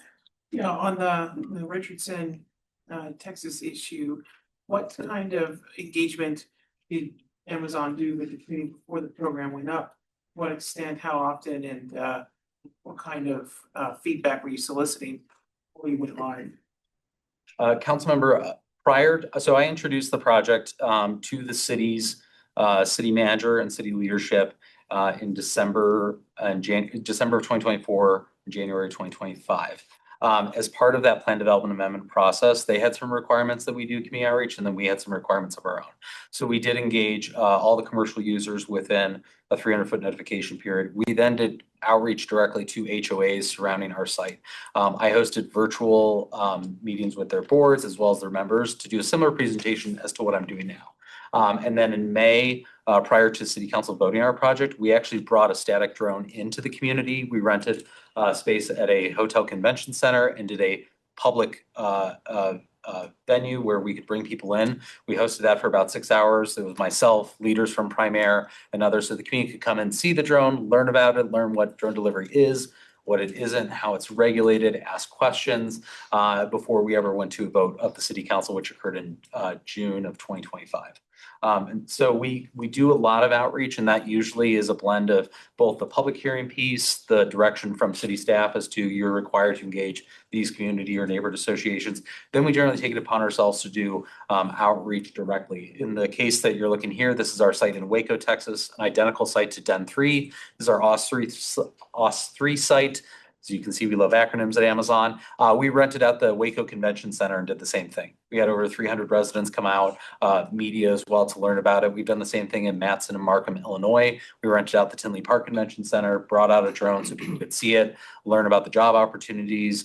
We had everything from people interested in jobs to citizens to students coming to see about it. We market that on Facebook. We market that in the local newspaper. We market that with media so that people can come in and learn, again, what drone delivery is as well as what it isn't, because there's always perception of what it may be. So we do extensive outreach through our community engagement efforts. Okay, and then at the Den 3 facility, what's the scalability opportunities there? So obviously, if this is a success, Amazon will want to see these operations expand. What are the limits of scaling at that facility? Councilmember, to that point, at this point, we've reviewed what we believe that site would support and what we believe the potential demand would be. That's all based on what the actual organic customer demand is if the program does launch from here. But our goal is that we'd have a 6-pad launch pad with 15 drones based at the site that could operate between 200 and 300 flights daily. That's contingent upon a variety of factors, including things like weather, available airspace and deconfliction. You're going to hear from another airspace user that we often coordinate with in other markets. And so there's a variety of factors as to how many flights daily would fly from there. Amazon also operates about 23 other sites in the state of Colorado where we are also considering potential operations. So we'd also look to concentrate our services in one market and then be able to expand additional drone delivery opportunities elsewhere. Okay, so the pad that you have planned out, 200 flights across all the different drones per day? Per drone. Councilmember, between 200 and 300 flights in total In of total. all the drones that are being utilized. So that seems like a very small percentage of deliveries per day, Amazon and region, right? Councilmember, it represents a small portion of our overall output of that facility that during the peak holiday season can do over 1 million packages. And so this is a small number, but again, it's for customers who are seeking an item that they may need at a moment's notice and for convenience. So it might not be that every order is a drone delivery. We in locations, I think, especially as a parent, I have 3 little boys under 7. Last minute item, someone decides to pop a fever, children's Motrin is expired. You need that now versus trying to get in the car and get somewhere. There's a convenience factor there. In the state of Texas, we actually partnered with the Texas Pharmacy Board to conduct drone delivery of pharmaceuticals. That's something that we don't currently have active at our Den 3 site, but in the future, that might be a benefit to those who might not be able to leave their home or require something after a medical or healthcare appointment. Thank you. Thank you. Okay, we can move on. Great. Great. Well, we have another company I'd like to present to. So Sam will stick around here for questions. Yes. Anything else? But thank you, Sam. I'm gonna grab one more chair and we'll bring up our friends from Walmart. I'm gonna grab this chair. I'll warm this one up for you. Excellent. All right, good evening, everybody. My name is Matt Philpott with Walmart on the drone delivery team. Appreciate it. Absolutely. You're doing the slide. Thank you all for taking time to meet up with us. We're excited to talk about this as well. As you know, Walmart has made its way. Our company goals include helping people save money and live better. And we're constantly looking to innovate and grow, from adding grocery in the 80s to express delivery and more recently, And in addition to helping people save money on products with our everyday low prices, we also are seeing that people need speed. They need the items quickly, you know, whether it's a forgotten ingredient at home or as mentioned earlier, you know, kids sick and needing some Tylenol or whatnot. So that's where we've been working with Wing since 2023, beginning with our initial pilot down in the DFW area. From there, we've seen it grow across the DFW. We're now operating in the Atlanta area, Houston, Charlotte, continuing to grow in many cities. You may have also seen the recent announcement where we're looking to go coast to coast from California to Florida. So within the last several years, since initially working with some other partners as well early on, Walmart has achieved over 1 million drone deliveries just in a few years, many of which have come just within the last year. So we're really seeing adoption as we're established in some of these cities, and that's really where we see the growth take place as well. So while we're continuing to focus on how we can best serve the citizens of the areas that we operate, we also partner with groups like Wing, the aeronautical experts. With that being said, I'll hand it over to Josh to explain the tech.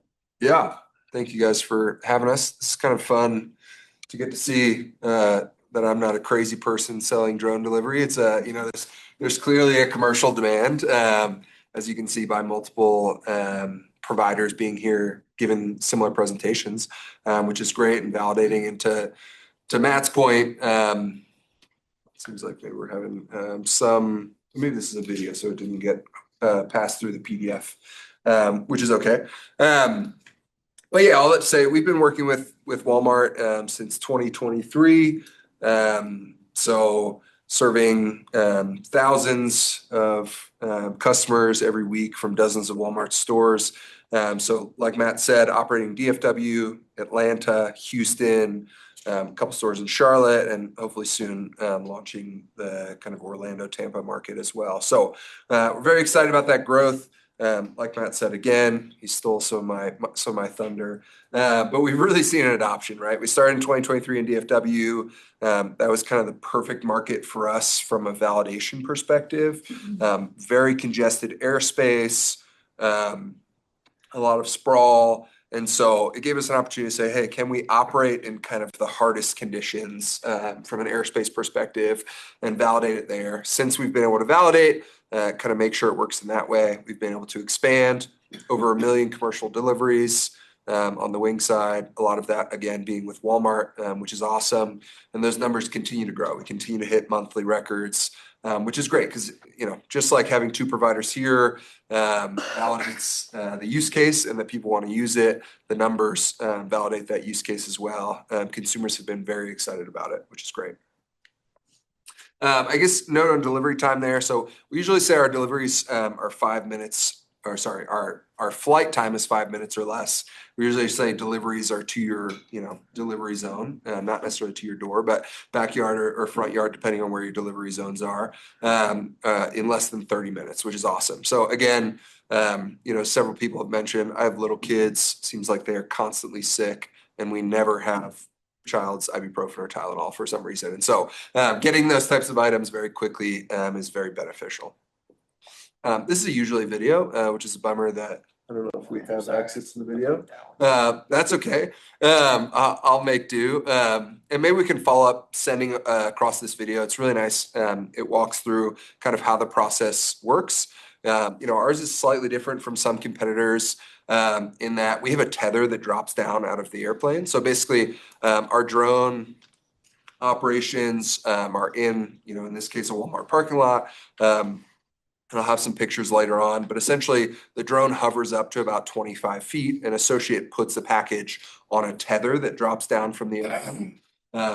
Once the package is on that tether, the drone retracts it up into kind of the belly of the drone, as you can see here in this photo of the video. It goes about on the delivery. On the other side of it, at the residence, it drops that tether down. So the drone does not have to lower as low. We're able to hover a little bit higher, again, reducing that kind of sound profile that people are often worried about. So it lowers that package to the ground, gently places it on the ground. What's awesome about that system is, we can deliver a full cup of hot coffee. We can deliver eggs, very stable in that process. And again, there's tons of YouTube videos I can send of that stuff where we have clear packages with a full cup of coffee in it. Which is great because it means whatever is in that package is getting ultimate care, from the Walmart facility all the way to your residence. We definitely need to see you deliver that video, that full cup of coffee. Yeah, it's pretty awesome. I'm not even sure I can deliver a full cup of coffee. That's right. Again, part 135, and some of this stuff is regurgitated from the presentation you guys just heard, so I'll try to move quickly and kind of call out any differences there might be. But part 135, air carrier certified, so similar certification to much larger airlines that are flying much bigger things. We've had to work with the FAA kind of hand in hand to make sure that we can meet those needs and that their kind of requirements are applicable to the industry. So Wing has existed, for over a decade as a company. The first kind of 10 years of that, I think it's 14 years now. First kind of 10 years of that was just in a lab designing drones, working with the FAA, really building those relationships and making sure when we come to market, nothing's perfect, but we've spent a lot of time really thinking about the product, and I'll show you guys the drones here in a second. So our pilots, the people who observe the aircraft, are certified by the FAA, and all of that time spent in kind of our drone lab was prioritizing safety and redundancy to make sure, again, the final product is not only able to deliver your cup of coffee, but it's also safe in the process. So obviously benefit to the community, supporting local economy, reducing traffic congestion from, delivery driver having to go drive and get that thing, efficient transportation, and delivery with speed. So these are our two drones. We have kind of two models that we work with right now. The smaller one being about 12 pounds, the larger one being about 17 pounds. So our larger drone at 17 pounds can deliver up to 5 pounds package weight. So again, you're not getting your week's worth of deliveries. It's really more of those urgent items that you would need. The awesome thing about being partnered with a Walmart is that can be anything from a pair of AirPods that you need for a meeting, to limes and salsa that you need for your dinner. There's really such a diverse offering in their stores. Really fits the model really well, which is awesome.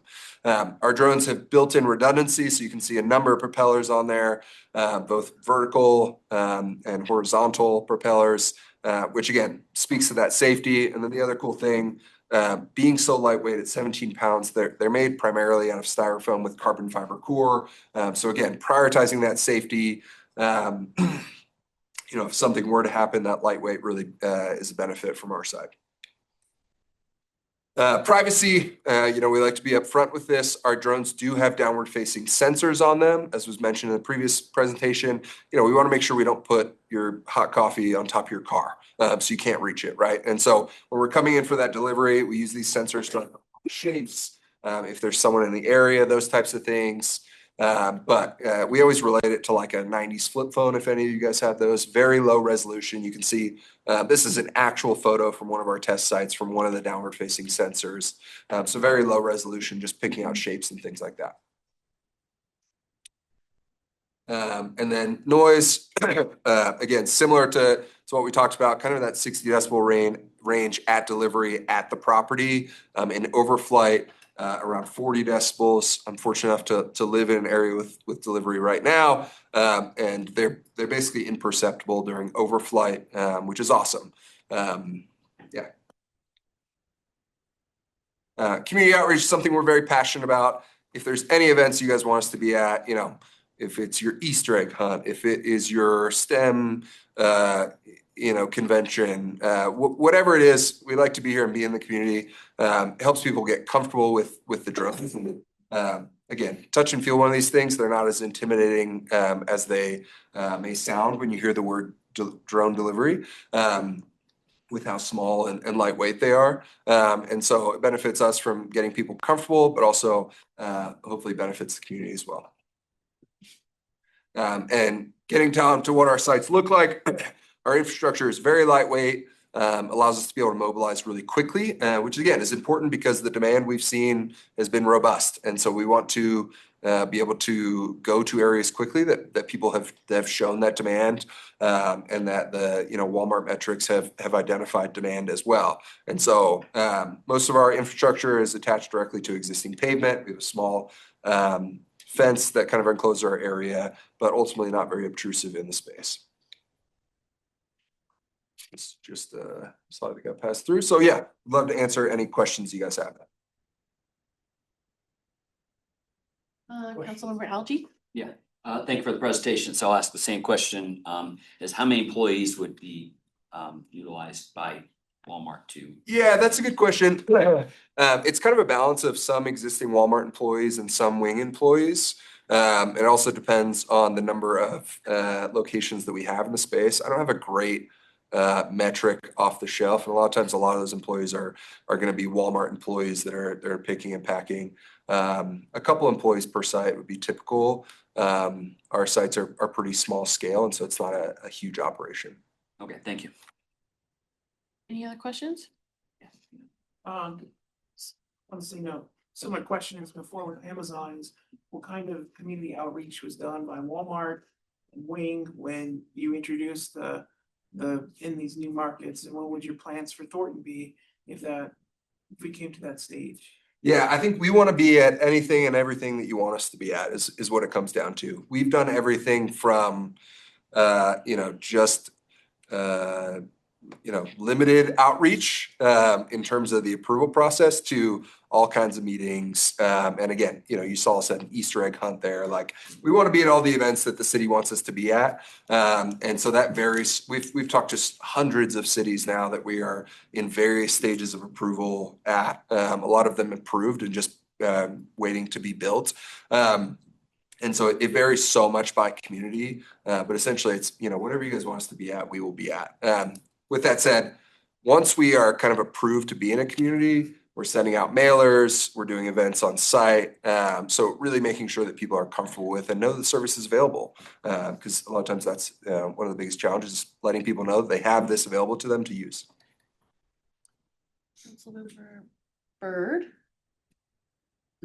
Councilmember Russell had pointed out that there was the incident with the Amazon crash back in February with theirs. Looks like you guys have had one as well in April. Yours resulted in a fire. Is there a difference in are you using a different kind of battery system or using fuel? It's a good question. I don't, know the complete specs of our competitors' drones. And that, crash is a sensitive term in the industry, right? We would refer to that as contingency landing. So if there is an issue with our systems, FAA, when you say crash around the FAA, it means one thing. So in that example, it was a contingency landing. And so the drone identified an issue shortly after taking off, and it looked for a place to set down. A lot of times our drones are looking for an area that's not very populated. So I think in that example, it found a tree to set down in, which, might have made it worse in that circumstance. But the batteries on our drones, again, because they're so lightweight, you think about some of the smaller 40-volt Ryobi batteries that you can get, quite small. And so we really haven't had many issues. Again, I can't speak to kind of our competitors, what they're using. Councilmember Morris? Can you remind me your names? Josh Bucci. I'm Matt Philpott. Josh, Matt, and Sam. Quick question. There's some great things here, great features, and some very exciting technology. I think it'd be curious to hear some of your, I know we mentioned a couple with the contingency landings. But I'm curious, tell me about some bad experiences in communities when you're entering them.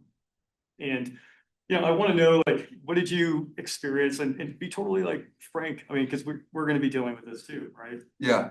Tell us some bad experiences. Tell us about how you approached it, what you saw, and how things are going now. Because you guys are operating in a bunch of communities, so there there has to be some good examples for us. Yeah, I think there's a couple things that come to mind when you say bad experiences. I mean, the contingency landing example, which that's the only one that I'm aware of in my time at Wing and in our partnership with Walmart, which is great. Over 1 million commercial deliveries, like we said. I think there's two types of bad experiences outside of that I think about. There's the initial kind of hard conversations that we have in these rooms of city council members trying to make decisions on behalf of their communities, oftentimes without full understanding of what their communities want and what their communities don't want. And so that gets tough, especially when we're hearing from community, which is kind of the other bad experience of, we are getting people messaging us constantly in the DFW area of just like, hey, you keep telling me I have drone delivery. I don't have drone delivery. That's one of our worst experiences because they pester us like to no end because they want the service. So those are, and then having to take that and sit in city council meetings where again, it's a hard place that you guys sit in to make these decisions. And then the other thing I think we've run into is the noise. When we first launched commercially in 2023, we had a lot of initial pushback on the noise. Part of it was just very new. We knew what we were doing, but kind of to some of what the Amazon presentation spoke to, we had to refine some things. So in our initial site that we launched in 2023, we took that back. We re-engineered propellers on our drones to change kind of the noise profile of what you're hearing. We altered kind of how we fly and where we fly. So making sure we're taking off completely vertically before we go horizontally. And so that was one bad experience that sticks out very early on. What's been great is we haven't really heard that feedback since we've made those changes. We've launched, that was site one. We've launched over 50 sites since then. And so we haven't really gotten that feedback, which just goes to show that, those changes really had an impact and changed that sound profile to really reduce the impact on customers. Great, thanks. Councilmember Salazar? Oh, hold on a second. Oh, yeah. I wasn't sure if Amazon had any. Sam, do you have anything that you could share about some bad experiences and how you guys overcame it and how things are going now? Sure, Councilmember, I think privacy is the big thing that comes up, especially with the prevalence of law. There's the assumption that these drones have the ability to spy on your kid. Okay, sorry. On you, your kids, your family, and that we're taking pictures through the window. We operate in the state of Texas, which actually forbids commercial companies from conducting drone surveillance. And so the same drone that we would be operating here is the same thing. We just brought Richardson City Council members in to see actually what our flight monitors see. They're not looking at a video of the drone flying. They're not looking at what the camera's seen. They're looking at the drone pass through radar. And so while there is the perception, oh, it's Big Brother, you're spying on me, that's a drone, that's not the case for a lot of reasons. It's not our core business. It's not what we do. And so getting over that privacy discussion can be really hard. So that's why we really highlight what it does and what it doesn't do. I think the other thing that's challenging, which is why we're here today, is we often go to cities. And for example, like we're an industrial user, where in some communities we are permitted by right to operate. In other places we secure a special use permit, conditional use permit, final development review. We've been through just about every approval process there is. Cities don't have definition as to how do we permit you? How do we zone you? And that comes in two different flavors, I will say, is the city is responsible for the land use.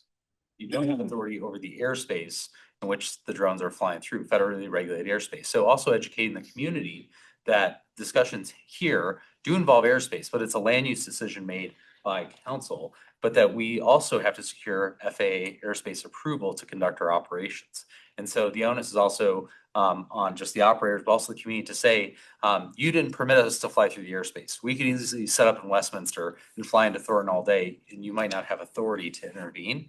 That's not what we want to do. That's not appropriate. We want to be really good partners. But explaining the harmonization of local land use and federal airspace, that can be a difficult conversation with the community when you're outlining, we approved the land use component of the project. What happens above a blade of grass is out of our jurisdiction. There are certain things you can regulate regarding land use, hours of operation, things of that nature, but the federal regulatory framework explain that the city's limits of its jurisdiction stop into the airspace, and that's where the FAA takes over. So that's been between privacy and then authorities of approval. I think that's been a challenging part to educate communities on, but also to work with councils, planning departments on what's the right way your community wants to regulate, identify, how to interpret drone use. Great, thank you. Okay, were there any last questions? Salazar said her question was answered. Okay. All right, well, thank you for the presentation. Thank you all so much. All right, next we have the Thornton Area Chamber of Commerce update. They are here. I'll go grab it. So just a reminder, so we will provide some staff updates in terms of ongoing conversations between the city and our Chamber of Commerce, sort of where we are and the future work around the MOU. But largely tonight's presentation, the mayor asked at a previous meeting for the chamber to come in and give an update. So there will be a slight staff introduction and some updates in terms of interactions between staff and the chamber. This is largely the chamber's presentation, update you on their operation. So then I'll give Adam the floor, I think, for a very brief introduction. Yes, thank you, Tansy, and I missed most of that walking a minute out, so I get to do my introduction as well. I do have some more special guests for us here tonight. I know you guys are well aware of Courtney Potter, the Executive Director for the Thornton Area Chamber of Commerce. You probably know Juan Evans, but if you don't, he's the 2026 Thornton Chamber Board Chair. Appreciate you guys both being here tonight. Thank you. Thanks for taking some time. So as Tansy mentioned, the purpose of tonight is really to give an overview on what the Thornton Area Chamber of Commerce has been doing from a services perspective, but then really start talking about some possible components of a multi-year memorandum of understanding. So we're gonna talk spend a little bit of time in the beginning, kind of an overview of all of the services that we provide for businesses in the city, so that council can get a good sense and people listening can get a good sense of all of the partnerships that we have, with the goal of all of our groups of trying to service the businesses in Thornton as best as we can through community connections, resources, making sure that we're being proactive and pointing businesses to operations and services that are out there. And then we'll spend some time, turn it over to the chamber after that, and they can talk about their successes and then talk about their vision moving forward and opportunities for further collaboration. So I'll briefly run through, I know council's familiar with this and seen this slide, but I'll briefly just run through some of the services that we provide in economic development. So primary employer attraction and retention, so bringing in those good jobs and the revenue that comes with those businesses. Retail attraction, retention, same deal, trying to bring in good amenities for residents as well as the sales tax. Small business support, I'll touch on some of these partnerships a little bit later, but we do that on a proactive basis with the Alliance Business Assistance Center. We'll talk about that. And then redevelopment is another area that we focus, and then business climate. So how can we best make sure that Thornton is competitive from a business standpoint in the market and nationally? An example of that is just continuing to look at ways we can improve, like the work we're doing with the Regulatory Justice Initiative and looking at where there might be barriers that we need to overcome from a business policy perspective.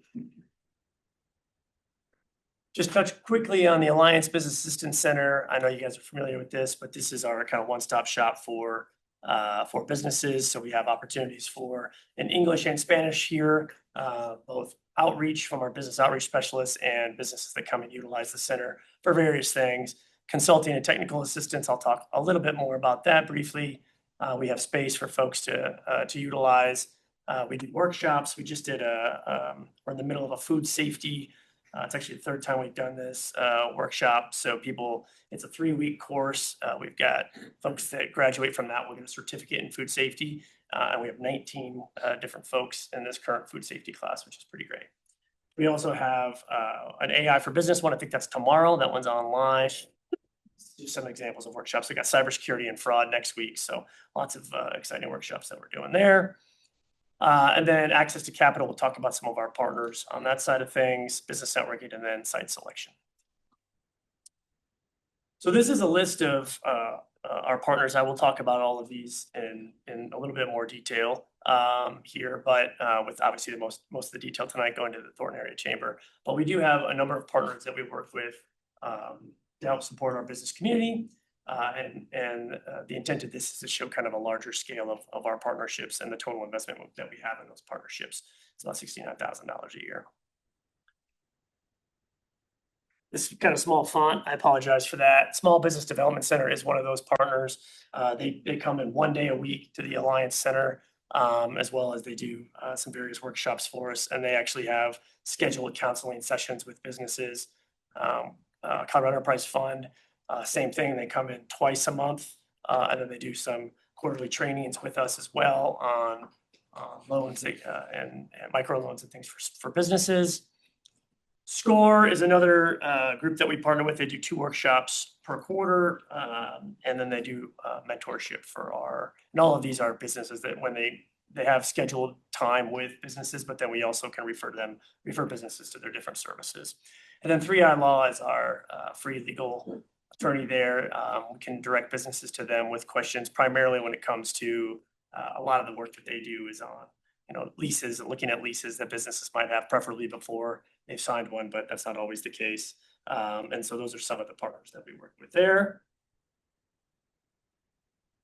BTAC, I know council's familiar with BTAC, but this really does serve as the business voice for the city. We want to make sure that we're bouncing things that we're looking to do off of the business community. And so we leverage BTAC for that business voice. They do manage our business improvement grant, but they also provide feedback. You can see, I won't run through them all, but a list of a lot of the things that we have brought BTAC in to weigh in on over time. They just had a legislative update last week, and then they were also part of the Regulatory Justice Initiative and providing feedback on that.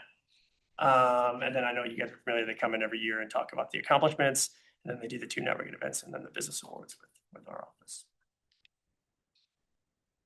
Adams County Regional Economic Partnership. This was a merger of Adams County Economic Development and the Metro North Chamber of Commerce. And they do broader marketing for the entire county. I know council is on a number of the boards that they offer. They also have educational opportunities. Lead Metro North is a really great program that I know you guys are, some council members have gone through that in the past. I've had a couple staff members actually go through it. And then various other marketing events for the county that we are involved in, promoting the entire Adams County region. And then the Colorado Hispanic Chamber of Commerce. I'm done running through all these folks. So this is another partner of ours. They actually, they work primarily with Hispanic businesses. They do a number of events. I know council's been a part of some of those. They also have a leadership program. They utilize the Alliance Center actually 4 times a month. So almost every week they come there with a networking event. And then we do the one co-branded networking event with them every year. And now for the star of the show tonight, we've got the Thornton Area Chamber of Commerce. I'll let Courtney and Juan run through all their details, but I did just want to mention, council's seen this slide before. Chamber is a wholly owned and independent entity. They've got their own board, as Juan is representing tonight in programming. We are a member at $10,000 a year. This year we also partnered on the state of the city. We do some joint networking and holiday campaign for around $21,000. You can see some of the membership benefits that we've got listed there. So I ran through that really quickly, so I can turn it over to Courtney and Juan so they can kind of run through their stuff. I'll hand it over now. Here you go. Thank you. Good evening, Mayor Pro Tem and Council. Thank you for having us today. I think I want to kind of set the stage. This is not really a discussion about the role that the Chamber plays in Thornton today, but we're trying to get an understanding of the role that it could play in the future. Knowing how rapidly Thornton is growing and where the Chamber is at, we really felt it was important to get in front of you guys and better align kind of where we are going and where the city is going. The goal for today is to introduce the Chamber, share our impact, discuss how chambers are evolving, explore partnership opportunities, and begin a discussion for a future vision. As Adam has shared, we do have our own leadership. So we have a board of local business owners of all sizes. We try to keep it diverse to have a great variety of opinions. I am the CEO, and we also have 2 or 3 other staff members, and then we also heavily rely on our volunteer base as well. So a lot of people ask me what a chamber of commerce is, so I thought it'd be important to touch on this real quick. Many people think that we exist to host networking events and parties, but in reality, we exist to connect businesses, governments, education, and community entities, and really kind of support our community as a whole by supporting our businesses and encouraging them to get behind the vision of this city.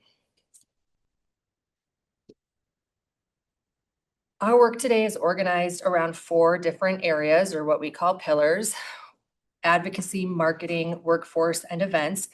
These pillars drive every program and initiative that we undertake. When we make a decision about what to do, we will ask, does it fall into one of these areas?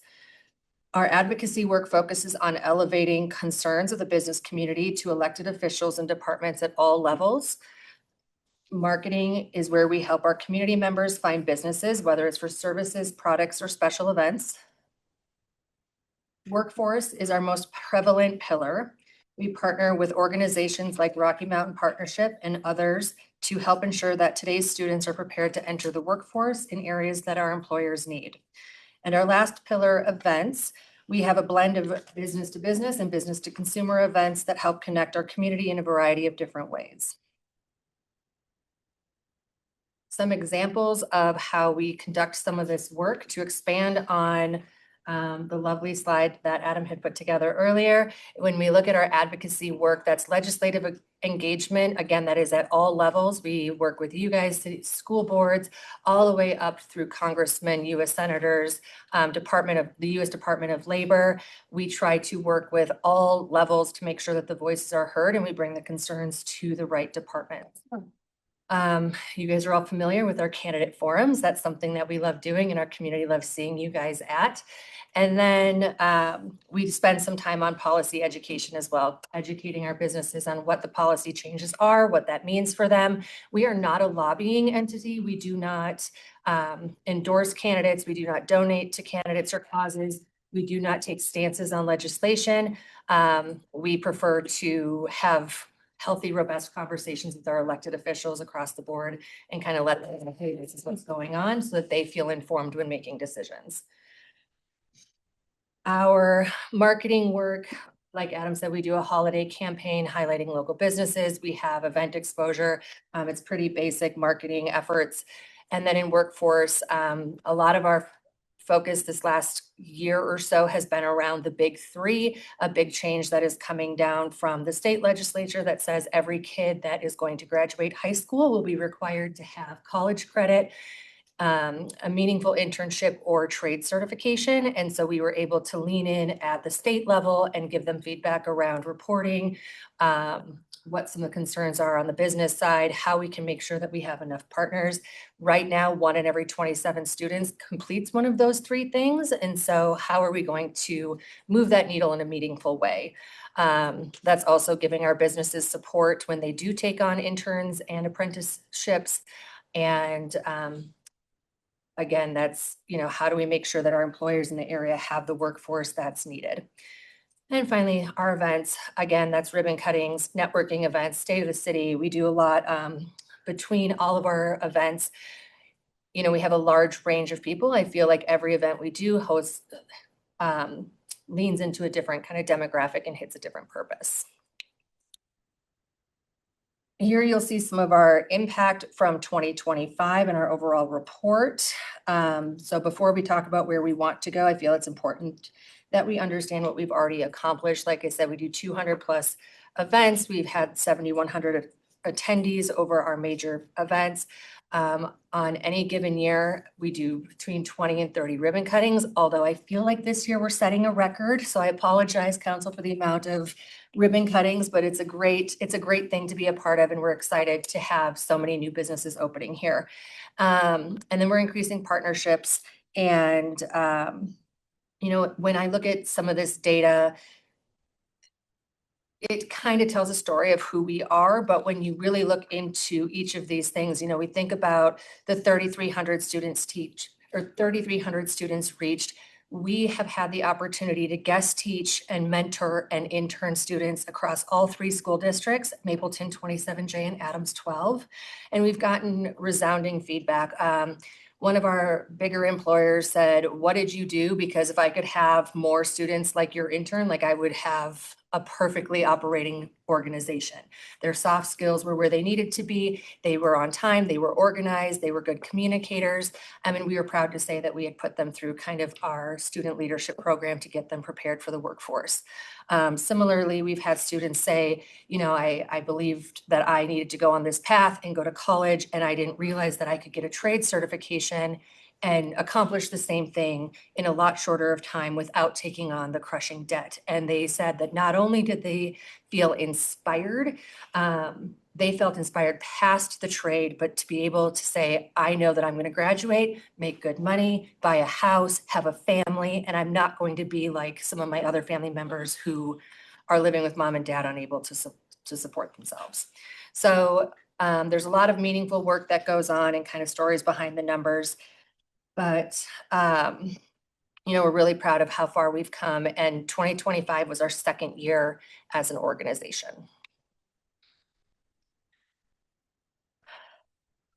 So now shifting to kind of where we are going, when we look at chambers across Colorado and the country, we found a consistent theme.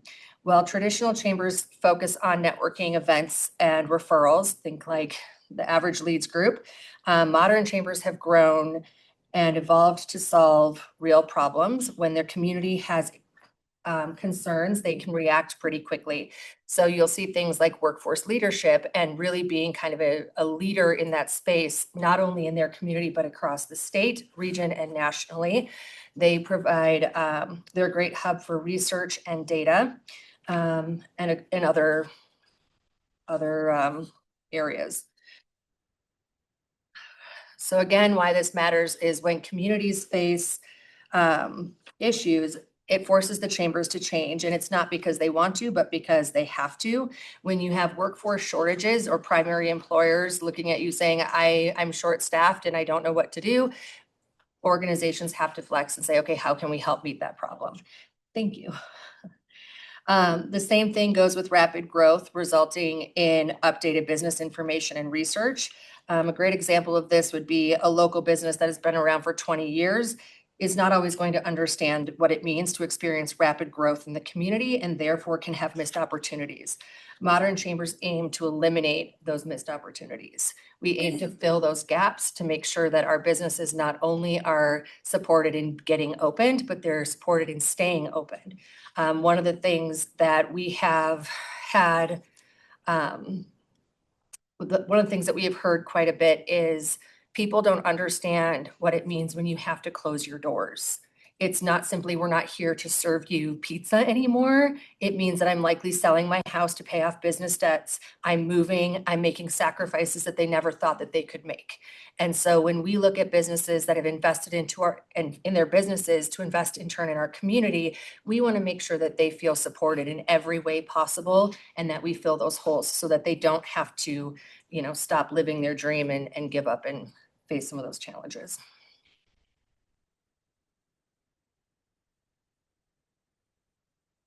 This side surprised me, and I know that we've gotten questions about this over the last couple of years about what does our organization do compared to neighboring cities.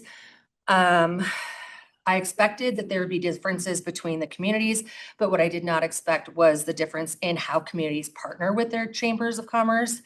As I dug deeper, I realized this wasn't really a conversation around funding as much as it's how many chambers still conduct ribbon cuttings, host networking events, and provide business promotions and go above and beyond.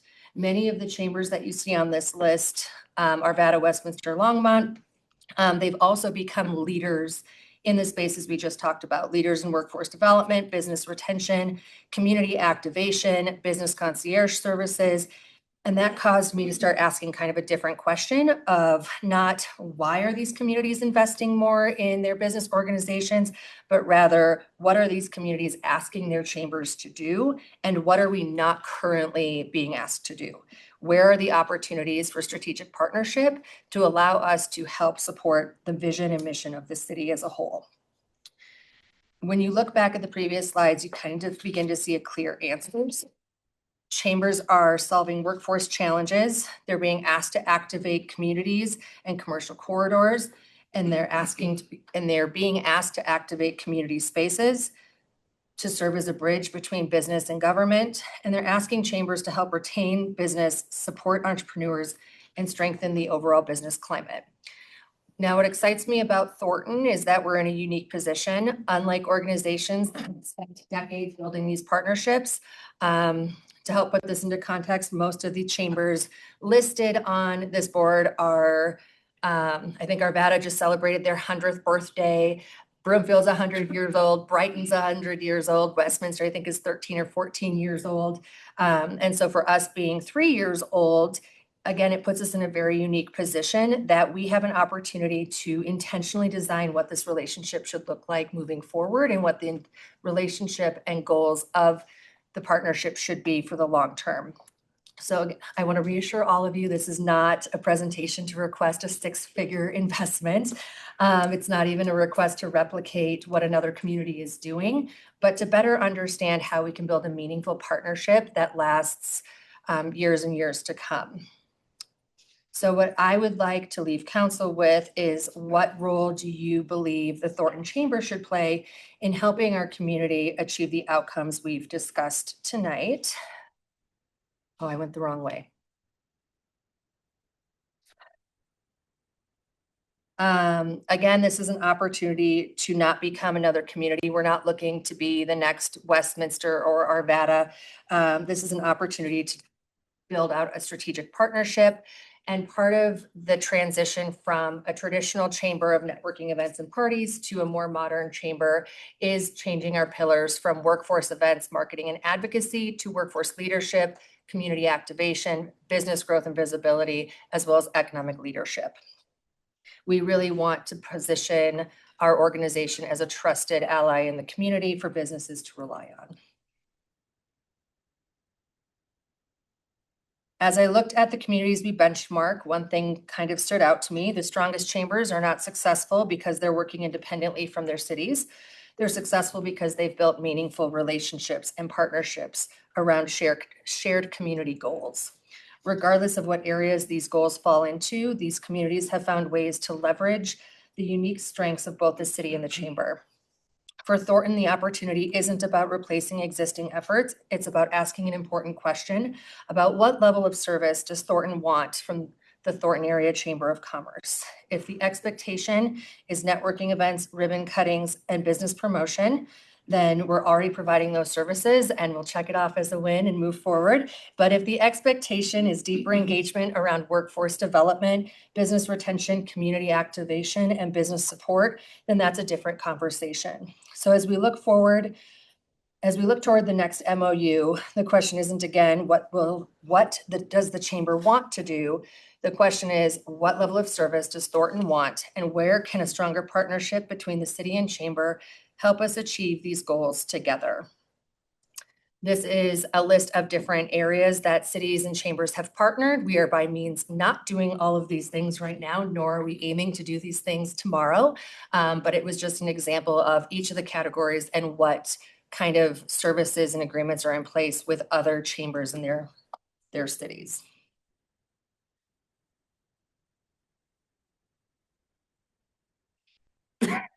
So again, the point of benchmarking isn't to compare budgets. The point was to compare outcomes. If Thornton wants a stronger workforce leadership and business retention, community activation, and business engagement, then the next MOU should reflect those priorities. Again, tonight is not about funding. We're not here to ask you for more funds. It's about programs and partnership. And so the question is really, again, what role does council want the Thornton Area Chamber of Commerce to play in the future of the city of Thornton? And thank you. Maybe I'll just add, thank you, Courtney and Juan. Maybe I'll just add that, as we're working on this multi-year MOU, the chamber's been around, as Courtney said, for 3 years. We are interested in working with the chamber and all of our partners to kind of see as Thornton continues to grow and our services continue to grow for businesses, how can we best partner and on some things moving forward. And so as Courtney mentioned, did a great job of running through kind of what they're doing and kind of where they'd like to go. What we wanted to do was take some time with council while we're working together on this multi-year agreement. You know, what are your top priorities from some of the things that Courtney mentioned? Is there things that aren't on there that you guys want us to focus on or want the chamber to focus on and that we can incorporate it in this MOU? And then ultimately we'll take that feedback as we negotiate this multi-year MOU and work on this multi-year MOU with the chamber. So just to kind of put a pin in kind of the asks, that's what we're looking for there. So now I'll shut up and let you guys ask your questions. Councilmember Morris. Courtney, Juan, so good to see you guys. Thanks for being here. Thanks for preparing this. You know, it's been something that I think since, you know, being elected, talking with Tansy and some other staff, like it's been a really interesting topic, talking about economic development, talking about where we're at as a city, looking at kind of what the future looks like. And we know that, I mean, we have our sales team, rock stars that are out there, you know, selling our city. They're trying to attract businesses, but as we're growing, as we're doing things, it's really great to see this conversation happening where we're looking at how do we leverage our partners more. How do we grow this thing? And I know we talked about Westminster, Arvada, Longmont, and saying things like, hey, we don't want to be them. But what I'll say is we have a community survey that's very real that says, hey, we want more of this. We want more restaurants, small business, all those things. And so when we're having this discussion, I mean, we're looking at how are we responding to the community? How are we going forward as you're talking about how do we leverage partners? How are we aligning capabilities so we're most effective and efficient? So I guess to round that out, like I'm super excited that we're actually doing this. We're having this conversation. Gives us all a chance to kind of share some things. So with Westminster, Arvada, Longmont, you mentioned them. What are things that they're doing as a chamber? You briefly touched on it. If you can talk detail, what are they doing? What are we not doing? Yes, from I guess comparison's sake. Yeah, I think that's a great question. I know that Arvada has a BOLD initiative, which is where a bulk of their funding comes from. That BOLD initiative covers a lot of different areas. I don't want to speak on their behalf because I don't want to get it wrong, but it does focus on activating communities, housing shortages, affordable daycare. And, you know, when talking with them, they kind of highlighted like where the areas that the city is doing work and where we can come in and support that. And so that's where they kind of built out their BOLD initiative, was to support the goals of the city. One of them is like, I think, specifically around workforce. They are a great workforce partner of ours. And so I know that that's a big investment for them. Westminster, I believe, bulk of their funding is coming from the activation of their new downtown space and activating some of the business community. And then Longmont is similar in community activation, workforce development, and being kind of that sounding board for business. What we have found is that oftentimes businesses feel a little bit more comfortable expressing some of their opinions with us as not being a city entity. And so it allows people to create policy recommendations and feedback and eliminate some of those barriers. As far as outcomes in those communities, what are you guys seeing? If you're talking among the chambers, talking among cities, anything there you could share? Yeah, I think if you, I have the privilege of traveling around the Denver metro a lot for children's sports. And I would say if you look at the economic growth in some of those communities, it's really outstanding. They're having a lot of new development, a lot of new activities, great community engagement, great parks and rec spaces. And, you know, I can't say I've been going to these places for a decade, but I have noticed a significant increase in the kind of the quality of life of their communities when the chambers have kind of invested in meaningful ways. One other quick topic. I know there's probably a bunch of questions here. On activation, you touched on it briefly around I think, and this is actually a really great example of how the city and the chamber, I think, kind of teed up some things, and then the chamber took it, would be East Lake Street Fair 2024. Economic development kind of led that initiative, brought in nonprofit, helped create this idea, made it happen, and set that kind of groundwork for the community and for what is possible in terms of activation.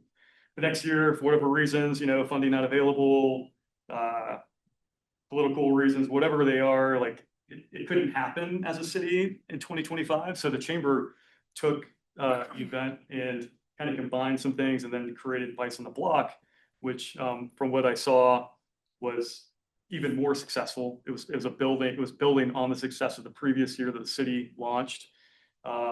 Quadruple the vendors, double the attendance, all really good things from the community side. So from an activation side, where do you see, is that something, first of all, that you want to continue? And then how do you see that expanding, and how do we work with the city, or how do you work with the city to kind of make that happen? Yeah, great question. I think that was a really fun event that we're looking forward to doing again this year. There was some city partnership involved, but it was a very low cost kind of partnership where we needed, road closure permit, electricity to the pavilion, but most of the cost was absorbed by the chamber and our different revenue streams. When we look at different community activation opportunities, I think there's a lot of excitement and interest from the chamber leadership, and correct me if I'm wrong, around East Lake and just the potential there. Because we have a smaller team, it's a smaller space to kind of control. We don't have, some of the same concerns about East Lake as we would like the Lark Ridge Shopping Center, like controlling the flow of traffic or the speed of traffic. It just becomes a heavier lift. So that's why East Lake kind of being tucked away makes it a more ideal place. It would be really great to continue to activate that space throughout the year, expand it to things. I know that BTEC had shared there was some interest in like a 4K, like marathon type thing that goes through East Lake.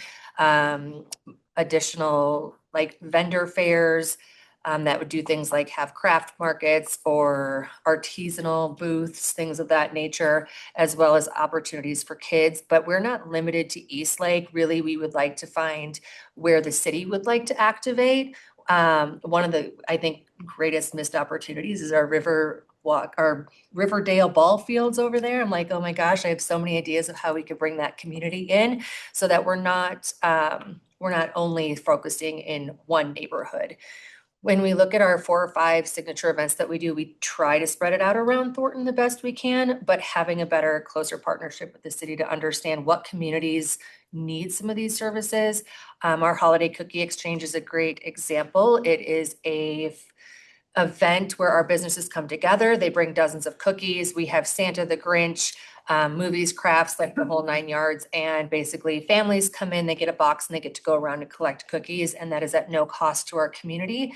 And so we can kind of utilize the spaces that we have, but being able to work with the city to say, okay, what communities really need this extra community cheer, and where can we go to spread that as much as we can. Awesome, thank you. All right, Councilmember Russell. You had some great numbers there on the 2025 impact slide. Yeah.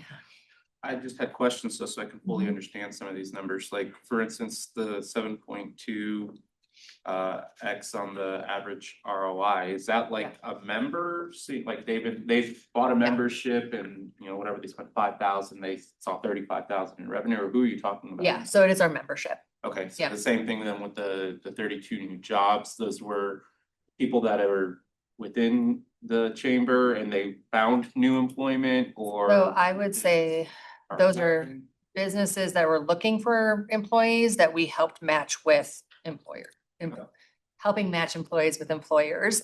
And that is not limited just to our businesses, although that is most of the work that we've done. So these are mostly members, businesses? Yeah. Okay, perfect, thank you. Yeah. Are there any other questions? Councilmember Morris again? you mentioned business intelligence data.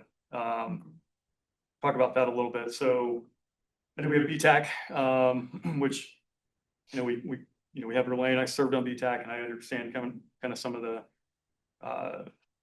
the struggle sometimes in finding the correct lane. And, I would love to see them become and enter more of this advisory, even more in an advisory capacity for council, for staff. It's but kind of going towards the policy direction. That's one thing that we're seeing and hearing a ton, like even in the student session, there's, X number of bills that are making it more expensive or more difficult for businesses to operate in the state.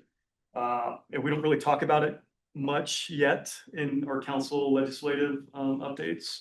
I imagine that'll be more of a topic in the future in terms of priorities. But, so there's this big gap that I feel that happens. And so, but we don't know, we don't get a lot of input as a city, as a council member from businesses in terms of like, hey, here are like maybe the specific things. Usually it's in some sort of forum or like an event that we attend and we hear this from a panel. And then maybe one-on-one, like you're talking to a business that you go to and you're just kind of chatting. So I know that we kind of collect data as a city, but like from a chamber perspective, like what does that look like? I see there's a value there because again, having an independent entity looking at this, there's probably some benefits from not having to talk to the city. But maybe you can talk about that a little bit and what that would look like, and how that could be a value add potentially from a policy perspective, what you can do for the city. So I'm curious. Yeah, so couple thoughts there. So one, we do have a seat on the state chamber's government affairs committee. So we do kind of hear all of like the bills that are coming through, and we usually hear from the legislators that are running them, as well as some other policy experts to just kind of stay informed. And we do have a bill tracker that's available to our members. And so you can log in and see that and see like all the different business bills that are coming down and kind of a summary of what they are and what they mean. We are happy to kind of give an overview when we look at our business advisory council that we have. One of the things that they're going to be tasked, well, one of the things that we've kind of struggled with over the years is that there is so many bills that are coming through that it's hard to kind of keep up with all of them. So we kind of have shifted them a little bit to these are the bills that are coming down, but which ones are we hearing from our business community are of the greatest concern? And so we'll take some of that feedback from our local community as well as get a little bit of guidance from the state chamber and then ask our business council, like, how does this impact things, get their feedback and then send that back to the legislator and bring their voice also to the state chamber. Another one is in the data space. We get a lot of different reports and there's so much different data that we kind of filter through it and pick out the things that are going to impact our community the most.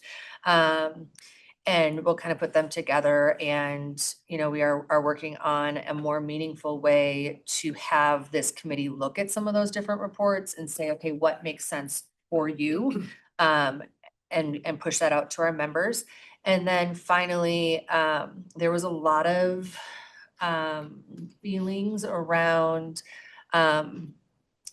when something happens at any level of government, businesses are going to tell you about it. And so we needed to kind of create, as we grew, we needed to create kind of a group that could take charge of those things. And so when we hear about issues, really at any level, they can then pull it together and say, this is why this is a problem, and kind of compare and look at what do different cities or states do and how do they handle this. And this is kind of our recommendation that we can then pass along to Adam's team or you guys. This is an area that I firmly believe that duplicating the efforts of having BTAC and the chamber both make recommendations on policy isn't a terrible thing, because ultimately the city staff can pull from both of them and figure out what is the best solution, because we don't know all the inner workings of the city, but we can also that way make sure that the city is hearing from businesses through an independent organization that can speak freely. Yeah, and you know, on the BTAC front too, I mean, we were limited, I think, to 17 members or so. 15. 15 members, so I mean, right there, there's a limitation on reach and knowledge base. And it's adding the chamber, we're diving into a network of, you know, hundreds, thousands essentially, of potential data points that could be supportive, so I appreciate that input. Councilmember Martinez? Yeah, thank you for the presentation. I do share your excitement about future roles and expansion of what the chamber can do, and I appreciate the forward thinking. I think I'm just, feedback here, asking what are some of the priorities. I really like the idea of the activation that Councilmember Morris had on, and that there's a lot of opportunities there. All the ones you listed are fantastic, and I think that augments your events side of things. And then you mentioned there's the work that you've already done on matching applicants with businesses. I think there's a lot of opportunities there. Because there's, you're building trust within the community, you've already established yourself. And I think that could be a really good role. I don't know to what extent other chambers do that, but I'm very supportive of that. And then the only thing I would caution against is, overlapping or overextending into services that the Alliance Business Center is providing. And I know there's a lot of excellent partnership that's going on right now. And I think that can certainly grow, but I would just hate to see, an overextension end up competing with each other. So that would be my only, caution against, and I'm sure you're already aware of that, but, those activation and labor market matching, I think those are great areas to go down, and I think everybody around Thornton, businesses and employees, would really appreciate continued efforts on that. Thank you. Councilmember Byrd? Yeah, I've got a lot of notes. Couple of things. One, thank you guys for coming out and speaking. Well, one, you didn't say a whole lot, but I appreciate it anyway. Nothing's wrong. I want to hit on a couple of different things. One thing is, it's kind of interesting in the way that the slides and things were kind of presented. From at least since I've been on council, this is the first time an outside organization was using Thornton's slide deck and opened up with a Thornton team for me.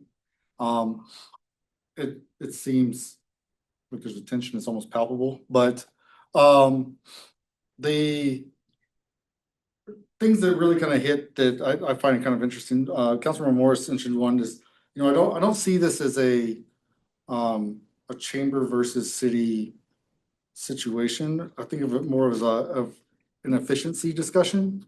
To Councilman Martinez's point, I do see that there's a lot of overlap there, but I think that we as council members should be able to look at this and take a responsibility around the taxpayer dollars being spent efficiently, and that all organizations are getting the same kind of opportunity to kind of go through that. Some of the things that stood out, Adam, during one of the first slides, you have a partnership slide on there, and you mentioned that we're paying out partnerships of $69,000 to some of the organizations that are there. It's interesting that we're kind of paying out these bigger partnerships when we have somebody in our backyard that we're only giving a fraction of that amount to.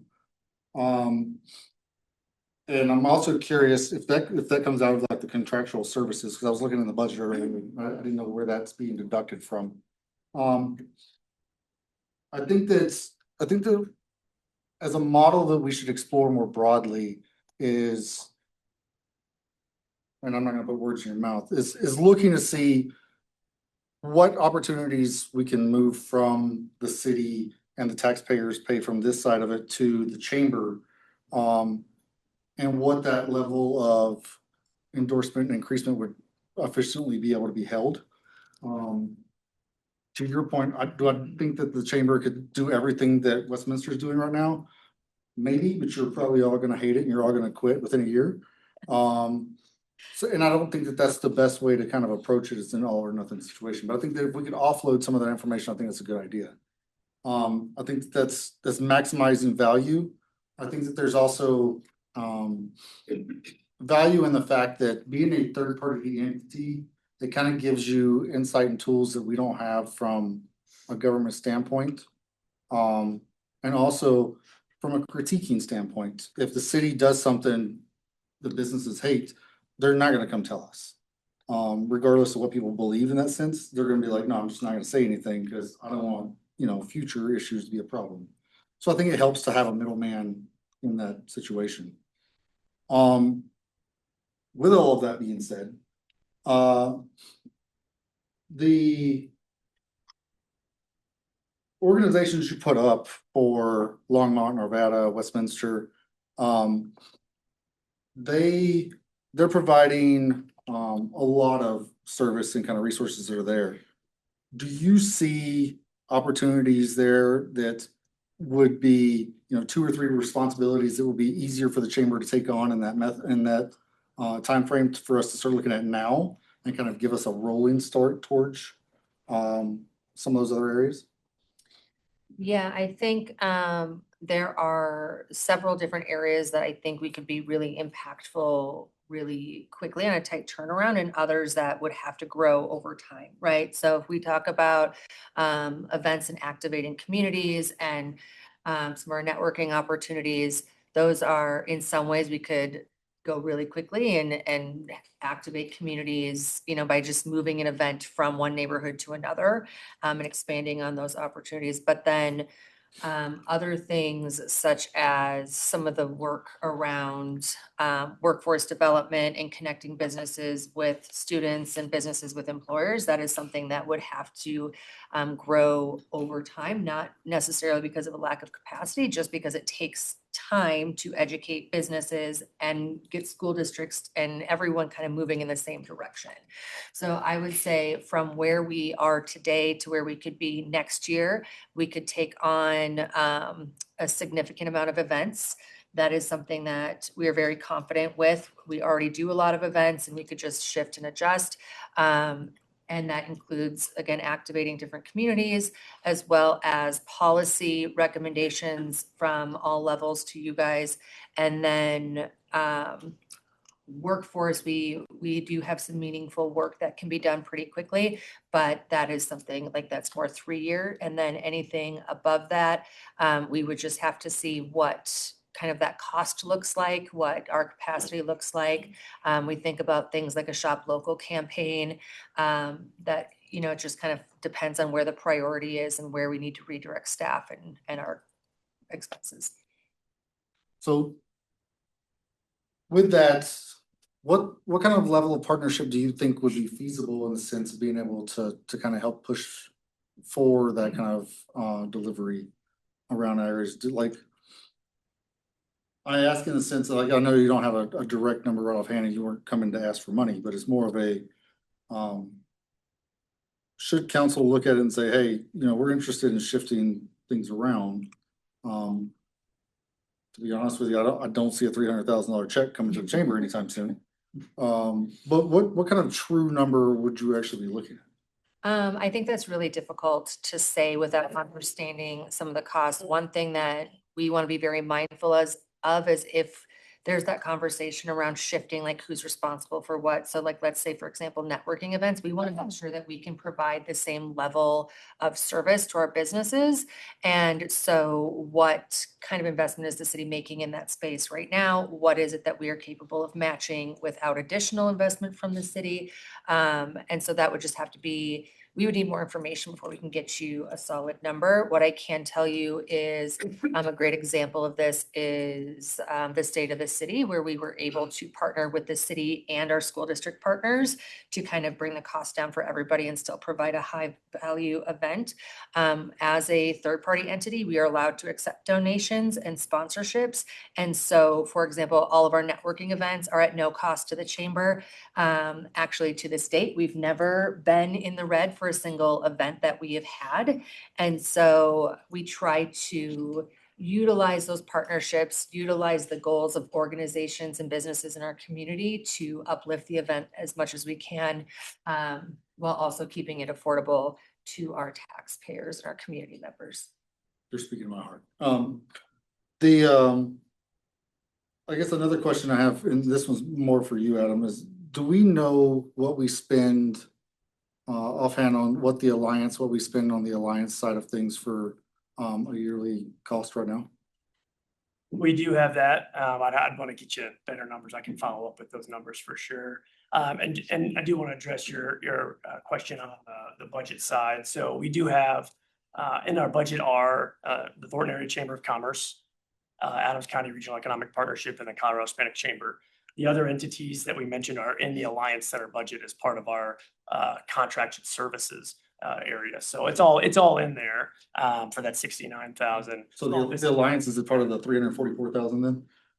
Yes, part of that. Yep. And so it's all broken out in there. I just want to address that question but yeah, I could get you the exact number and I'll just send you the line item. Yeah, if it's under the contractual, then I know that it's roughly 344,000. I'll do my homework. Yeah, look at that. You got the budget book. Someone uses those. Look at that. Okay. David actually still has all of them. Yeah, what in my I still have all of them. With that, because it's a high level view of that. So do we pay the Thornton Chamber the same as the Hispanic Chamber currently? We do. And maybe this is, does the Thornton Chamber currently use any of the Alliance resources?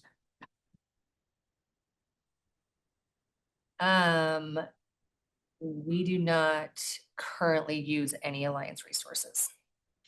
Okay. Because you had mentioned that the Hispanic Chamber uses the Alliance buildings and stuff monthly too, so. I think that from my personal opinion on this, I think we owe it to the residents to really look at an evaluation around diversifying some of the priorities and the workflow that's in place there. I think that there's a lot of overlap that can be alleviated and deduped by also sponsoring our local businesses in a way that clearly works because we see it from other cities around the area. So one more question from Councilmember Moore, or actually Algie's next. I'm sorry. Okay. All right. Yeah. Thank you, Courtney and Juan, for the presentation, and Adam. Obviously, great job. Great event at Red Point earlier today. So, first, we do have a restaurant week, correct? Or did? We did once. We tried it out. One of the greatest things about being a smaller organization is we can move pretty quickly and be pretty nimble. Okay. It is something that we are aware of. Restaurant week is a separate kind of entity on its own. And so we've, instead of trying to do it ourselves, looked at what is a. Okay. So also, I agree with Councilmember Martinez about we don't want to overburden certain, entities, and also Councilmember Byrd as well. I am intrigued though. I mentioned to you earlier, Courtney, about, well, what in this list I would like, and I've actually narrowed down some more. I really like the employer council and policy councils thing. What would that entail? And then, of course, cost, that's the other thing. Yeah, so that's one of those areas that, for us, it would be a relatively low cost thing that we could organize and put together. We already kind of have some of those councils. And so I think at some point there may have been a affordable childcare discussion as there's some work going on with Adams County and different jurisdictions. And so, we've brought together childcare providers in the community and kind of taken their feedback. It'd be similar, just based on just different industries. And that is really just a time limitation of that kind of a time resource of staff. But again, putting together employers of different industries, of different sizes, of different overall goals and impacts they want to have, and getting a collective voice. And some things we're already kind of doing, like the economic development collaboration, obviously, the chamber in the city. So, and then Drew mentioned the corridor activation, obviously. So we're doing a lot of good things already, but it's just what can we do better? And of course, being, respectful of what cost it would be. Mhm. And that's all I have. Thank you. Councilmember Morris?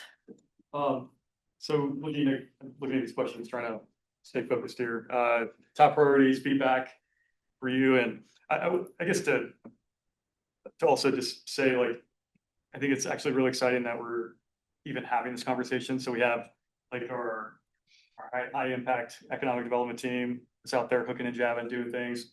We have a young and growing chamber that wants to get involved and wants to get in the fight, so to speak. And ultimately, the residents of businesses are the ones that are going to benefit from this and hopefully from this conversation. So from the 3-year MOU perspective, I mean, basically everything touching on is I'd love to see that incorporated somehow. And I understand, like, as a small agile organization right now, like, you're not, hey, like, dump it all on me right now, because we know that wouldn't work. But how to phase that over 3 years is actually really smart, as often the cities even, that's how you're kind of structuring it, which is the strategy seems sound. But yeah, to kind of reinforce again some of what's been said here, business engagement and networking, I think, is a really important thing that you guys are doing well, but that'd be a great priority to see shift even more so in terms of leadership role for the chamber. The business retention aspect, super important. And of course, community activation across the city would be amazing as an element of the MOU. And then to reinforce again what I've said before, the policy recommendations, not just from the state, but what are we doing internally, right? Like, let's really dig into that. And I know these discussions have been happening now for months and years, and we're continuing to make progress towards that. But what can we do internally, and how can love to see you guys dig into that with us more, helping create some better policy so that we truly can become like the most business friendly, most business attractive city in the state. And that's what I would recommend. Sounds good. And I think those are all doable things that we can work towards. And with the partnership we have with the economic development staff and other departments, I do think it's important to note that we partner with more than economic development. We've been really grateful to have support from multiple departments across the city, including like Parks and Rec and our police department. And so we're always looking at how to expand to support the city as a whole, not just with the amazing economic development team. And I think these areas of focus allow us to kind of do that as support goals in a broad sense. That's great. I've got a whole list of notes. I don't know. Nice. Looks like you were doodling. Yeah. Yeah. It does kind of look like a doodle from a distance. Nice. This was really good feedback. I think maybe to echo your point, Councilmember Morris. We are excited to, as the chamber continues to evolve, or continues to evolve, see how we can evolve together and continue to complement each other on the services that we're providing, and then making sure, number one, that we are doing what's best for our business community as we continue to grow. And so we are focused on continuing to work with it. That's what's so exciting about kind of this forward-thinking approach of this 3-year MOU is we're not looking at just next year one-offs. We're looking at where do we want to go with some of these things. And so this is good feedback. We'll incorporate this. And as we have our discussions, I don't want to cut anybody off if there's other thoughts, but. Are there any other questions? All right, well, thank you for the presentation. Thank you, guys. All right. Thank you so much. Okay, next we have housing strategy and program assessment, scope of work review. Jessica Prosser, Assistant City Manager, is coming forward. I know we've got some members of our community connections, community programs teams in the audience as well.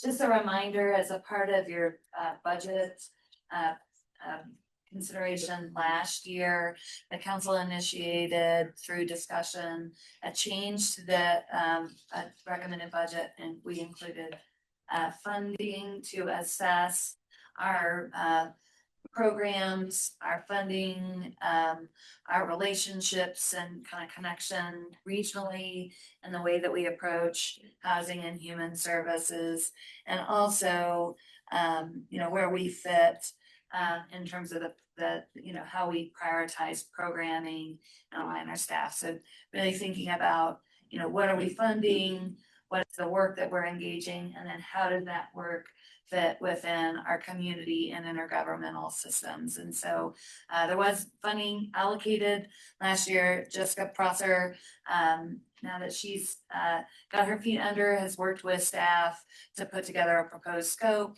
in terms of what that would look like. So before we went out for a solicitation, we just wanted to touch base with the council to make sure that there was alignment. So we're not asking for formal approval tonight. There's more work to get this finalized and on the street, but we do want to just check in at this moment to make sure that it appears that the scope of work we've put together is aligned with the policy objectives that have been identified from the council. So with that, I'll give the floor to Jessica.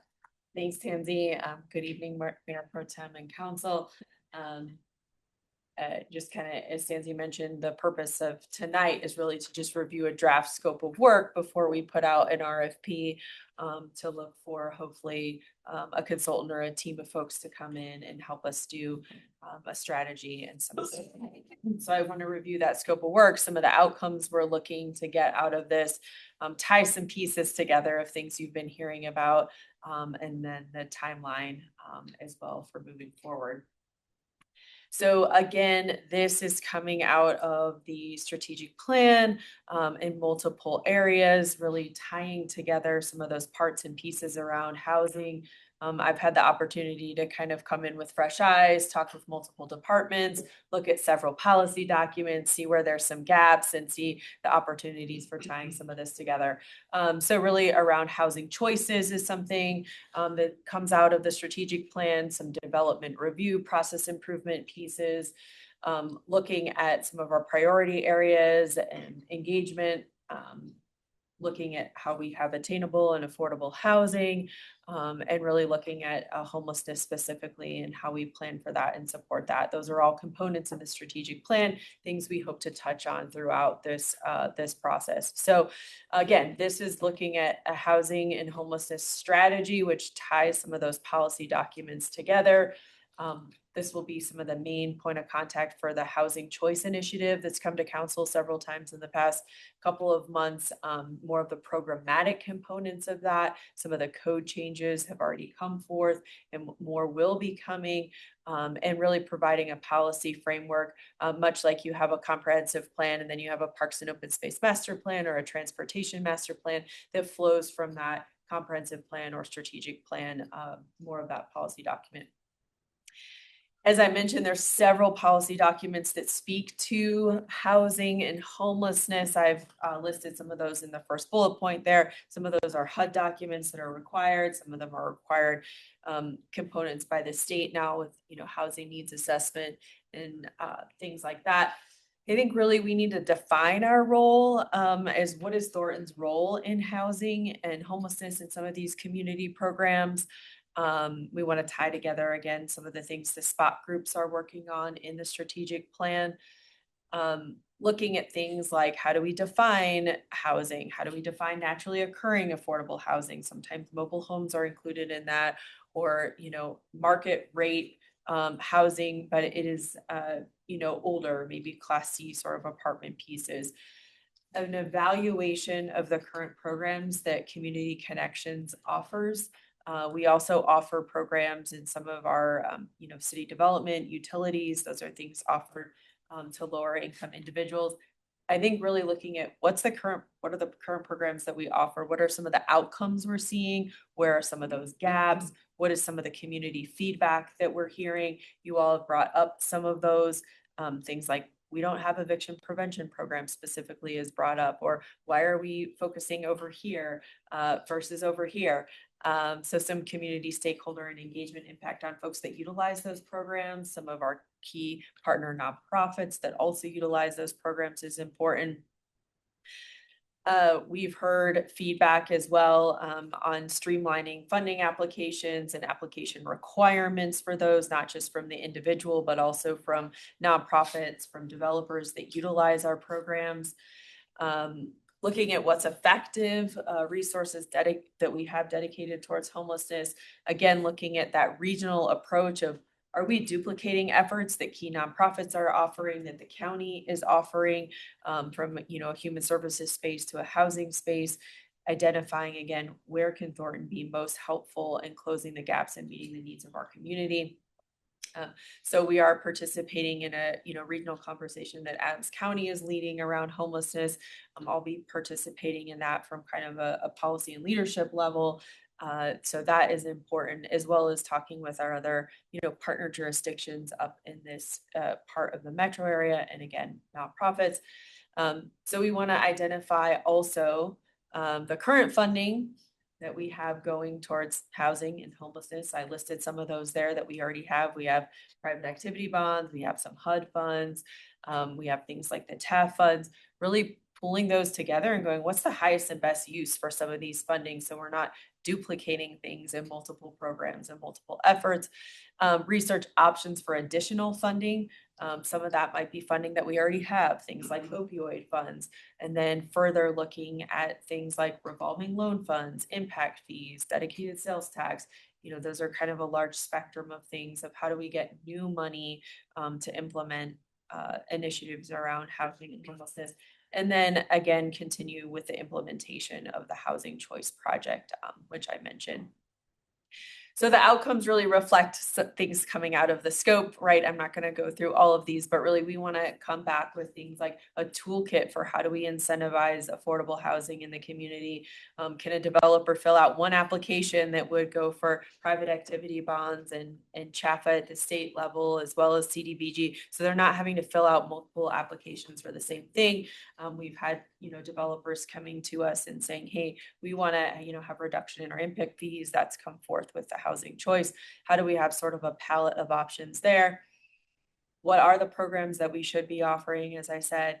And really, I think the most important piece that I've seen is sort of establishing these uniform metrics and targets to track implementation and success. And so right now we have a lot of disparate programs with a lot of different outcomes, different levels of reporting, and hard to say really, are we being successful in this space with meeting the needs of the community, closing the gap, adding additional housing options in the community. So that's what we would see some of those outcomes being.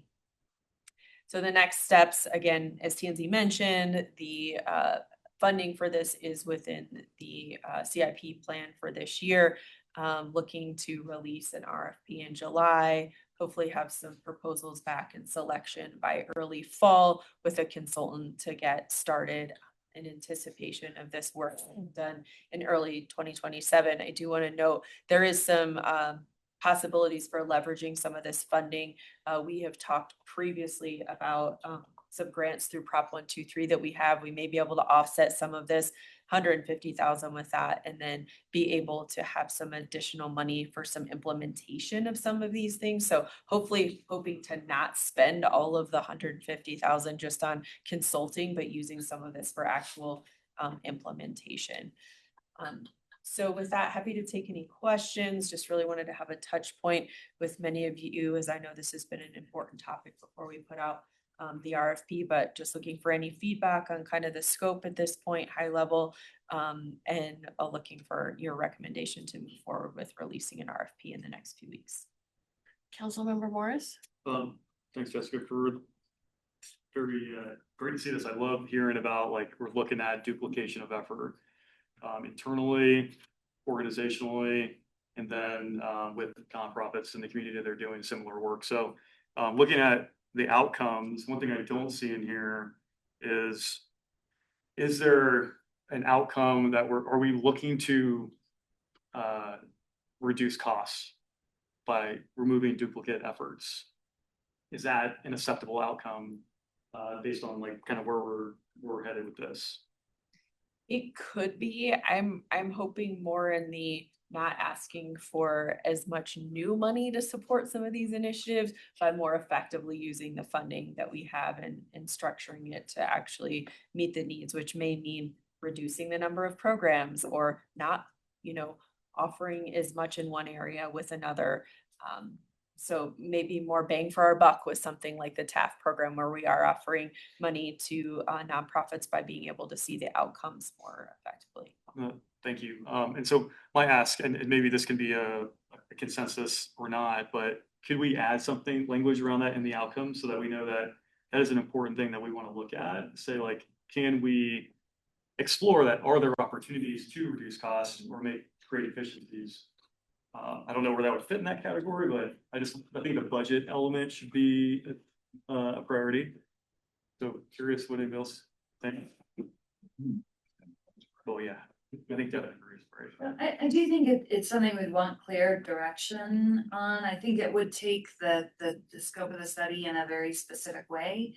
I think if that was more broadly spoken about, opportunities to optimize revenues, I think we see this as a more flexible set of recommendations that regardless of whether the council wanted to make new investments or to reduce investments, it would help guide either of those decisions. And so. That totally makes sense. And I guess what I'm asking for is that we don't really talk about that in the outcome. Right. So maybe even just some language around Yeah. that. Yep. So we just remember like, oh yeah, we're still looking at that. Yeah. That's my ask. One of the things I think would be a really good outcome or assessment that we can try to come from this is, I would love to know numbers around what we currently have zoned or what we currently have in the city regarding housing choices that are there. If you try to do any kind of searching, there's no finite number to say there's this many high density properties in Thornton, or there's this many mid density or single family.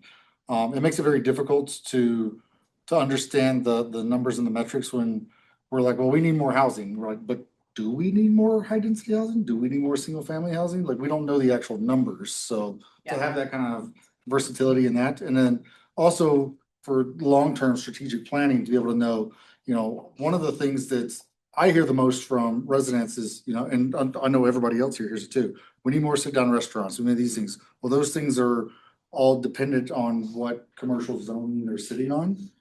Because, Olive Garden's not gonna build themselves in front of King Soopers because you're not going to King Soopers parking lot to go to a restaurant, you're going to buy groceries. Or if you come out of an Olive Garden, you're not gonna be like, I just spent $200 in here, I could have went in there and bought a whole month's worth of groceries. So restaurants tend to avoid those type of commercial properties. So to understand what availability and kind of mapping we have around that kind of helps us look at it from a long-term strategic plan and go, hey, we don't have any Class B commercial properties, and that's why we don't have any restaurants. That's why we don't have the kind of things that are there. So we need an idea around what we have and what we are strategically looking at would give us a better plan to understand, our initiatives going forward with that. Thank you. Councilmember Martinez? Yeah, I think that's a good point from Councilmember Byrd, and I would encourage everybody to revisit the housing needs assessment that we do every few years. Latest one I believe was 2024. Is that correct? And that does really lay out with quite a bit of granularity the spectrum of different shortages on housing. So when it comes to housing, high density, medium density, low density, single family, it does break it down also to rental versus ownership. So I'm glad that was mentioned as one of the factors that you're using. I think you mentioned that earlier on the slide. And but the commercial side is the missing piece. I don't think that's included in the housing needs assessment.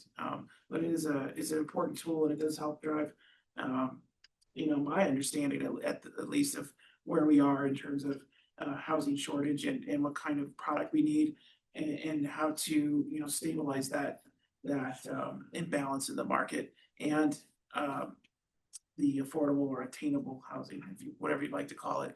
I do want to say thank you for the presentation. I think it is a nice holistic plan that you've put together, and I think that I guess my one comment I wanted to make, another thing was about the senior side of things with the Dr. Koch Boomer Bond report. And just for those who aren't aware, it does boomer bonds actually is not what it sounds like. When you hear it, you just feel like it's like a financial instrument for boomers. That's what I thought it was. And it has always been But it's misleading. not that at all. It's actually a little summary is it's like an assessment tool to determine, where we are, specific, kind of like a housing needs, but targeted for older adults. And I think that element does need some specific attention, especially, what we kind of goes well with what we heard from the Adams Swell presentation. We have an aging population, and if we're gonna be forward looking on these kinds of things, we wanna kind of zoom in on that particular challenge that we're gonna have, because it is new territory. As Thornton grows and evolves, we're gonna have, 1 in 4 people across the whole metro area is gonna be 60 or older. That's gonna be true in Thornton also. And so that's gonna present a whole new set of, I think, special circumstances, because it comes to things like, service like Meals on Wheels, or services like transportation that we've heard about, or even, what's the balance of assisted living, nursing home, like those kinds of care facilities as well. So that would be my feedback. I do think that we should go with the recommendation, and any added things would be really to kind of zoom in on that older adults, so we can be strategic about what we know is coming our way. Councilmember Elgie? Yeah, thank you, Madam Mayor Pro Tem. Great presentation, Jessica, and great work. And, obviously I share Councilmember Martinez's sentiment on that, on active adults. I am the one boomer and up here. So, but yeah, and that's very important to ensure that we have the attainable housing for our senior population as well. We have a great active adult center. Obviously, we're gonna have that in place, but still we need the housing to go with that. So I definitely support this tonight. Also, I like also that, the evaluating the current homelessness programs offered in Adams County. Of course, I know they cut some at the beginning of the year. And of course, with your work in Aurora as well. So, that's definitely another priority that we need to make sure of, is to continue to address the homeless situation. Myra's doing great work with the HOT team, obviously, as well. That's it. Thank you. Is everybody okay with the recommendation? Thank you for the presentation. Right, the last item we have tonight for our briefings is the next step with the Thornton Assistance Fund recommendations. And this is me, and you're actually gonna get a break from PowerPoint. We almost always have a PowerPoint, and there. You do have a memo in your presentation, purposely no PowerPoint. So, and ultimately not intending for this to be a substantive conversation, just wanted to get some clarity on next steps and sort of concurrence on direction. So you did have on your council meeting agenda on Tuesday night the recommendations for the Thornton Assistance Funds Committee regarding the TAF allocations that got pulled for additional direction from the council. And so in the memo, there were identified several different next steps or pathways that could take, and frankly, we just wanted to support the council in whatever that might look like. So some of the options that were outlined in is just an informational session for the council to get any additional discussion or clarity on the recommendations. At this point, I think staff has provided all of the documentation that is available from the Thornton Assistance Funds Committee process. We certainly could invite the TAF members back to discuss that in greater detail.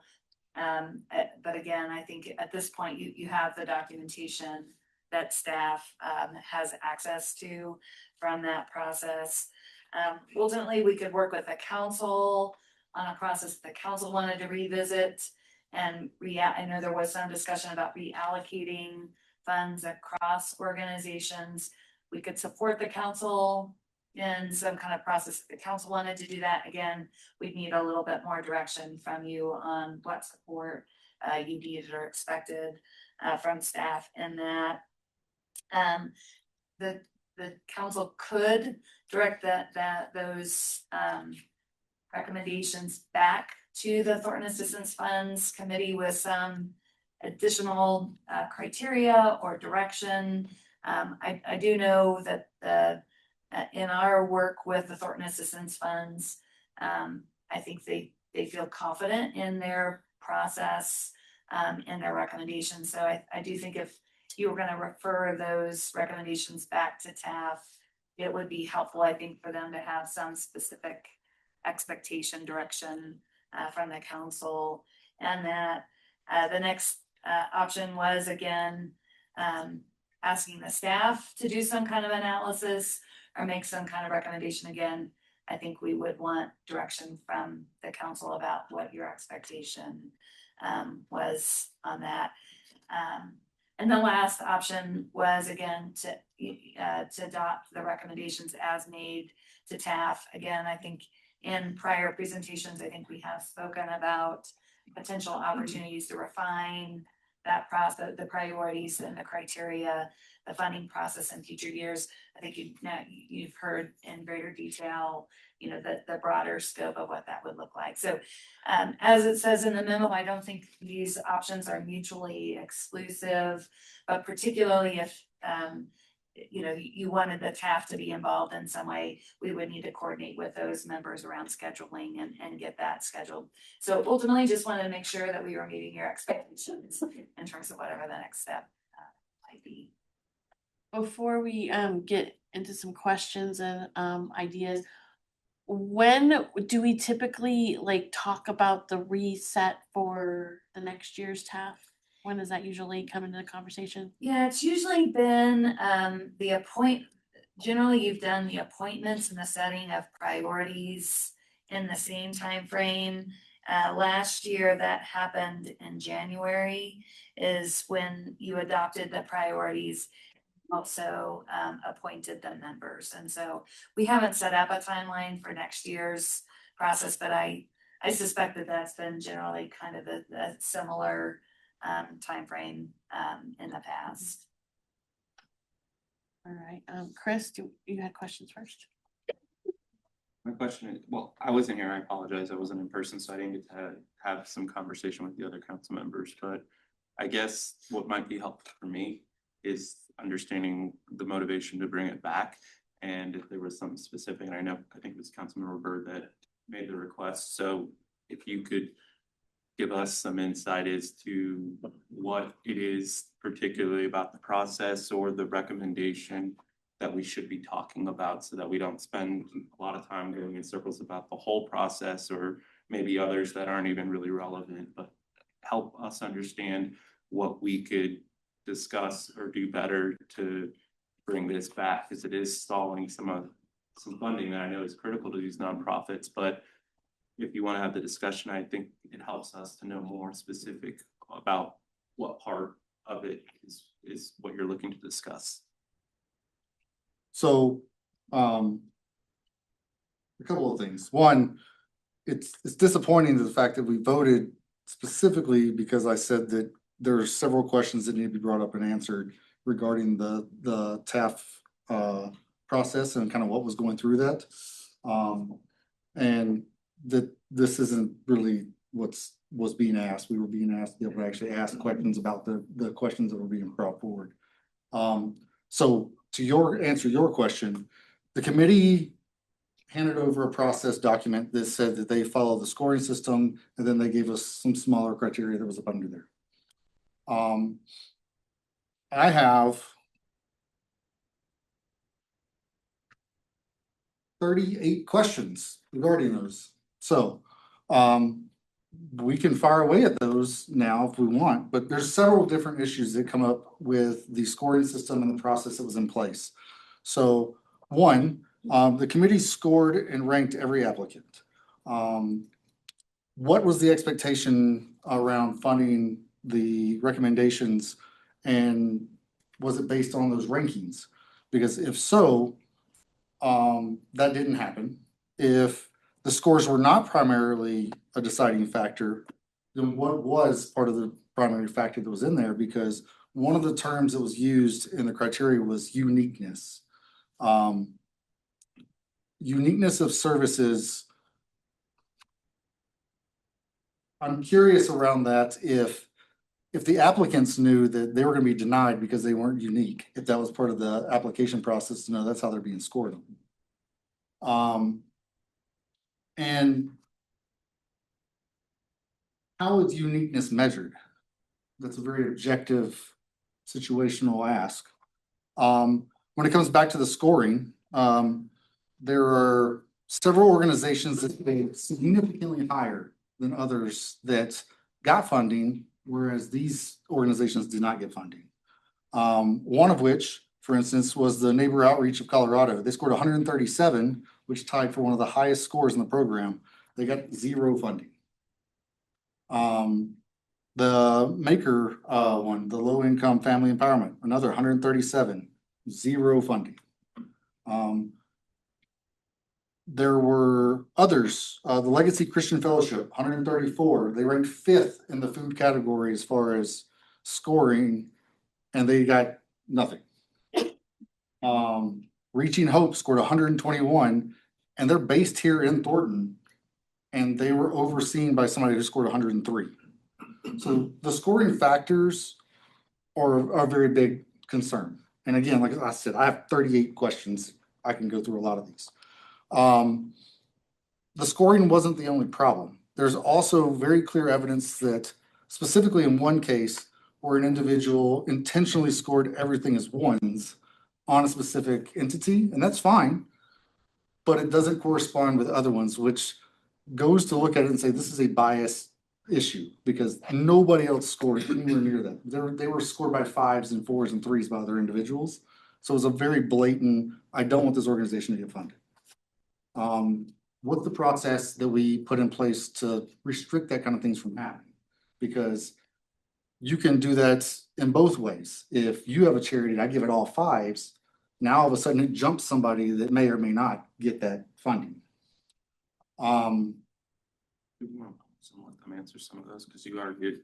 I was still answering your question. I haven't even asked them any questions. Oh, I thought you did ask. I was writing your questions down. No, there's lots of different situations that brought forth the reasoning, and it's the reason why the ask was specifically to go, there were concerns about the way that the funding was allocated.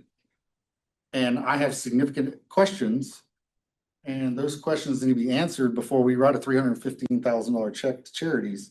And I don't think that that's an unfair situation. We have organizations that got a 275% increase. Why? We have organizations that got a 662% increase. Why? And I don't expect to ask all these questions to Tansy, because Tansy doesn't know. Like, that was the TAF decisions. But I think that that's the situation of, there's lots of scoring problems that are being laid out that we're just supposed to accept and just sign off on it. But based on the data, none of it makes any sense.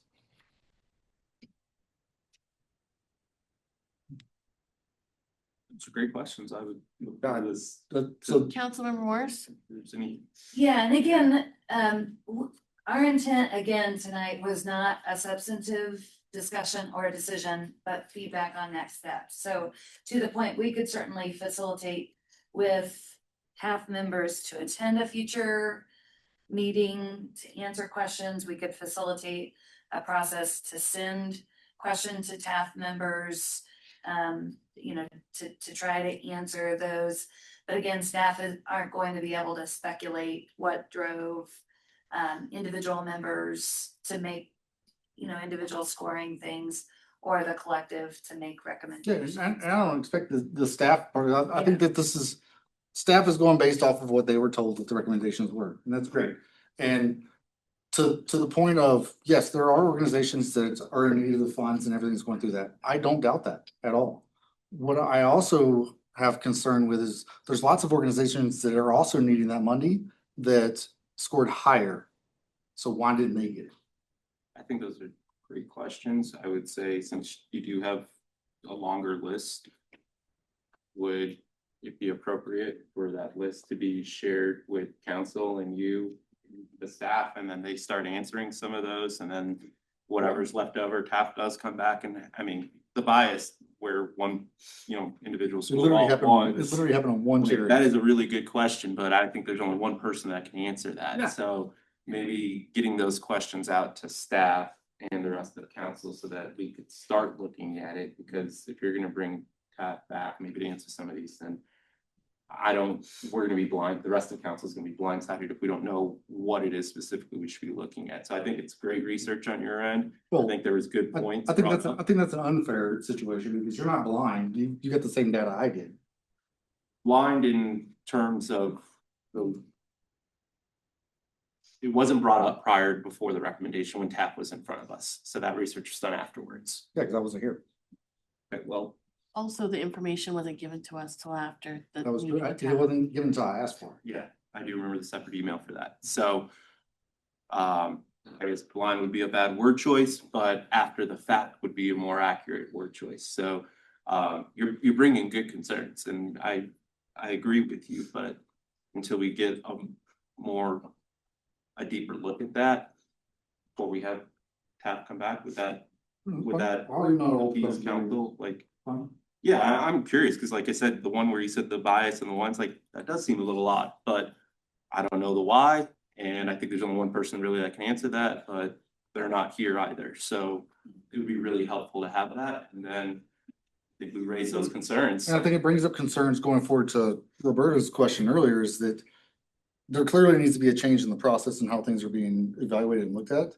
Because an example, we have an organization that last year we gave like $8,000 to, so I think the numbers, I don't have the exact number in front of me. This year they asked for $103,000. And you're like, okay, well, how do you get $100,000 difference than what was there last year? And if you're not looking at the numbers in front of you at the exact time, somebody goes, well, they asked for 100, let's give them 30. And you're like, but that was still a 400% increase over last year's. I think the answer to that is I know some of the previous council members, they had talked to some of the nonprofits and they told them, you can't ask for more, and they were being modest in their asks. So that might be that answer I might actually know, and I don't know which one you're talking about. It was I know of other council members before you were serving that said, ask for more and you get what you get. But if you ask for 10, you might only get 8. Ask for 25 and you get 20. And so that breakdown I know is probably. But I think that's part of the process stuff that needs to be looked at. So, right, and that's just maybe the applicants didn't know. So. yeah, so also, I mean, like, as part of the process, outlining what is an appropriate ask, because you could just ask for crazy numbers and be denied that, and then we start having these weird feelings throughout these communities of people thinking, well, I asked for this and I didn't get it. It seems like a really weird practice just to be like, ask for. Yeah, an implication of the max ask amount would be like a fair, like 25 is the cap for everybody, and then we can actually spread that 300, maybe more across other nonprofits. So I typically live by the fact that you don't bring just problems to the table, you also bring a solution with it. So I have ideas around that too when we get to that point of changing the process idea around it. But I think it's based on just, like I said, all of these different questions, there's significant amounts of data that just doesn't make sense based on the fact that the sheets that were given to us that said this is how things are being evaluated. And then when you look at the data, you're like, no, it's not. I was speaking with Tansy earlier in preparation for this meeting, and one of the things that came to mind to me was like challenges we had on Tashco, and it wasn't really like necessarily that. It just came down to having like a good skeleton to put the meat onto. And I think that's kind of the challenge we have with TAF right now is like, there aren't the parameters might need to be more honed and crafted by staff and maybe managed a little bit better. So we don't have these outlying biases and data discrepancies that are just making things look really kind of like willy-nilly picked. Like that's kind of what, and I think like, Councilmember Byrd has the mind for that kind of stuff. And then having served on a board, like if we work together, we can probably come up with some better processes for the future. But I think when we're looking at this specific situation now, kind of what you said, Chris, is like, let's get the questions out to council. And then I guess we can look at bringing TAF back to answer some of these questions, because ultimately, when we vote on this and, you know, when it's approved, we're gonna have to answer to discrepancies, because these have already been out in the community. The can of worms is open. People know they're gonna start looking if they want to look at that stuff. And the fact of the matter is that there's pretty interesting discrepancies in how these things were judged. So, Oh, sorry, Morris. hey, great conversation. Love it. Great input. Good feedback. I need the prefix.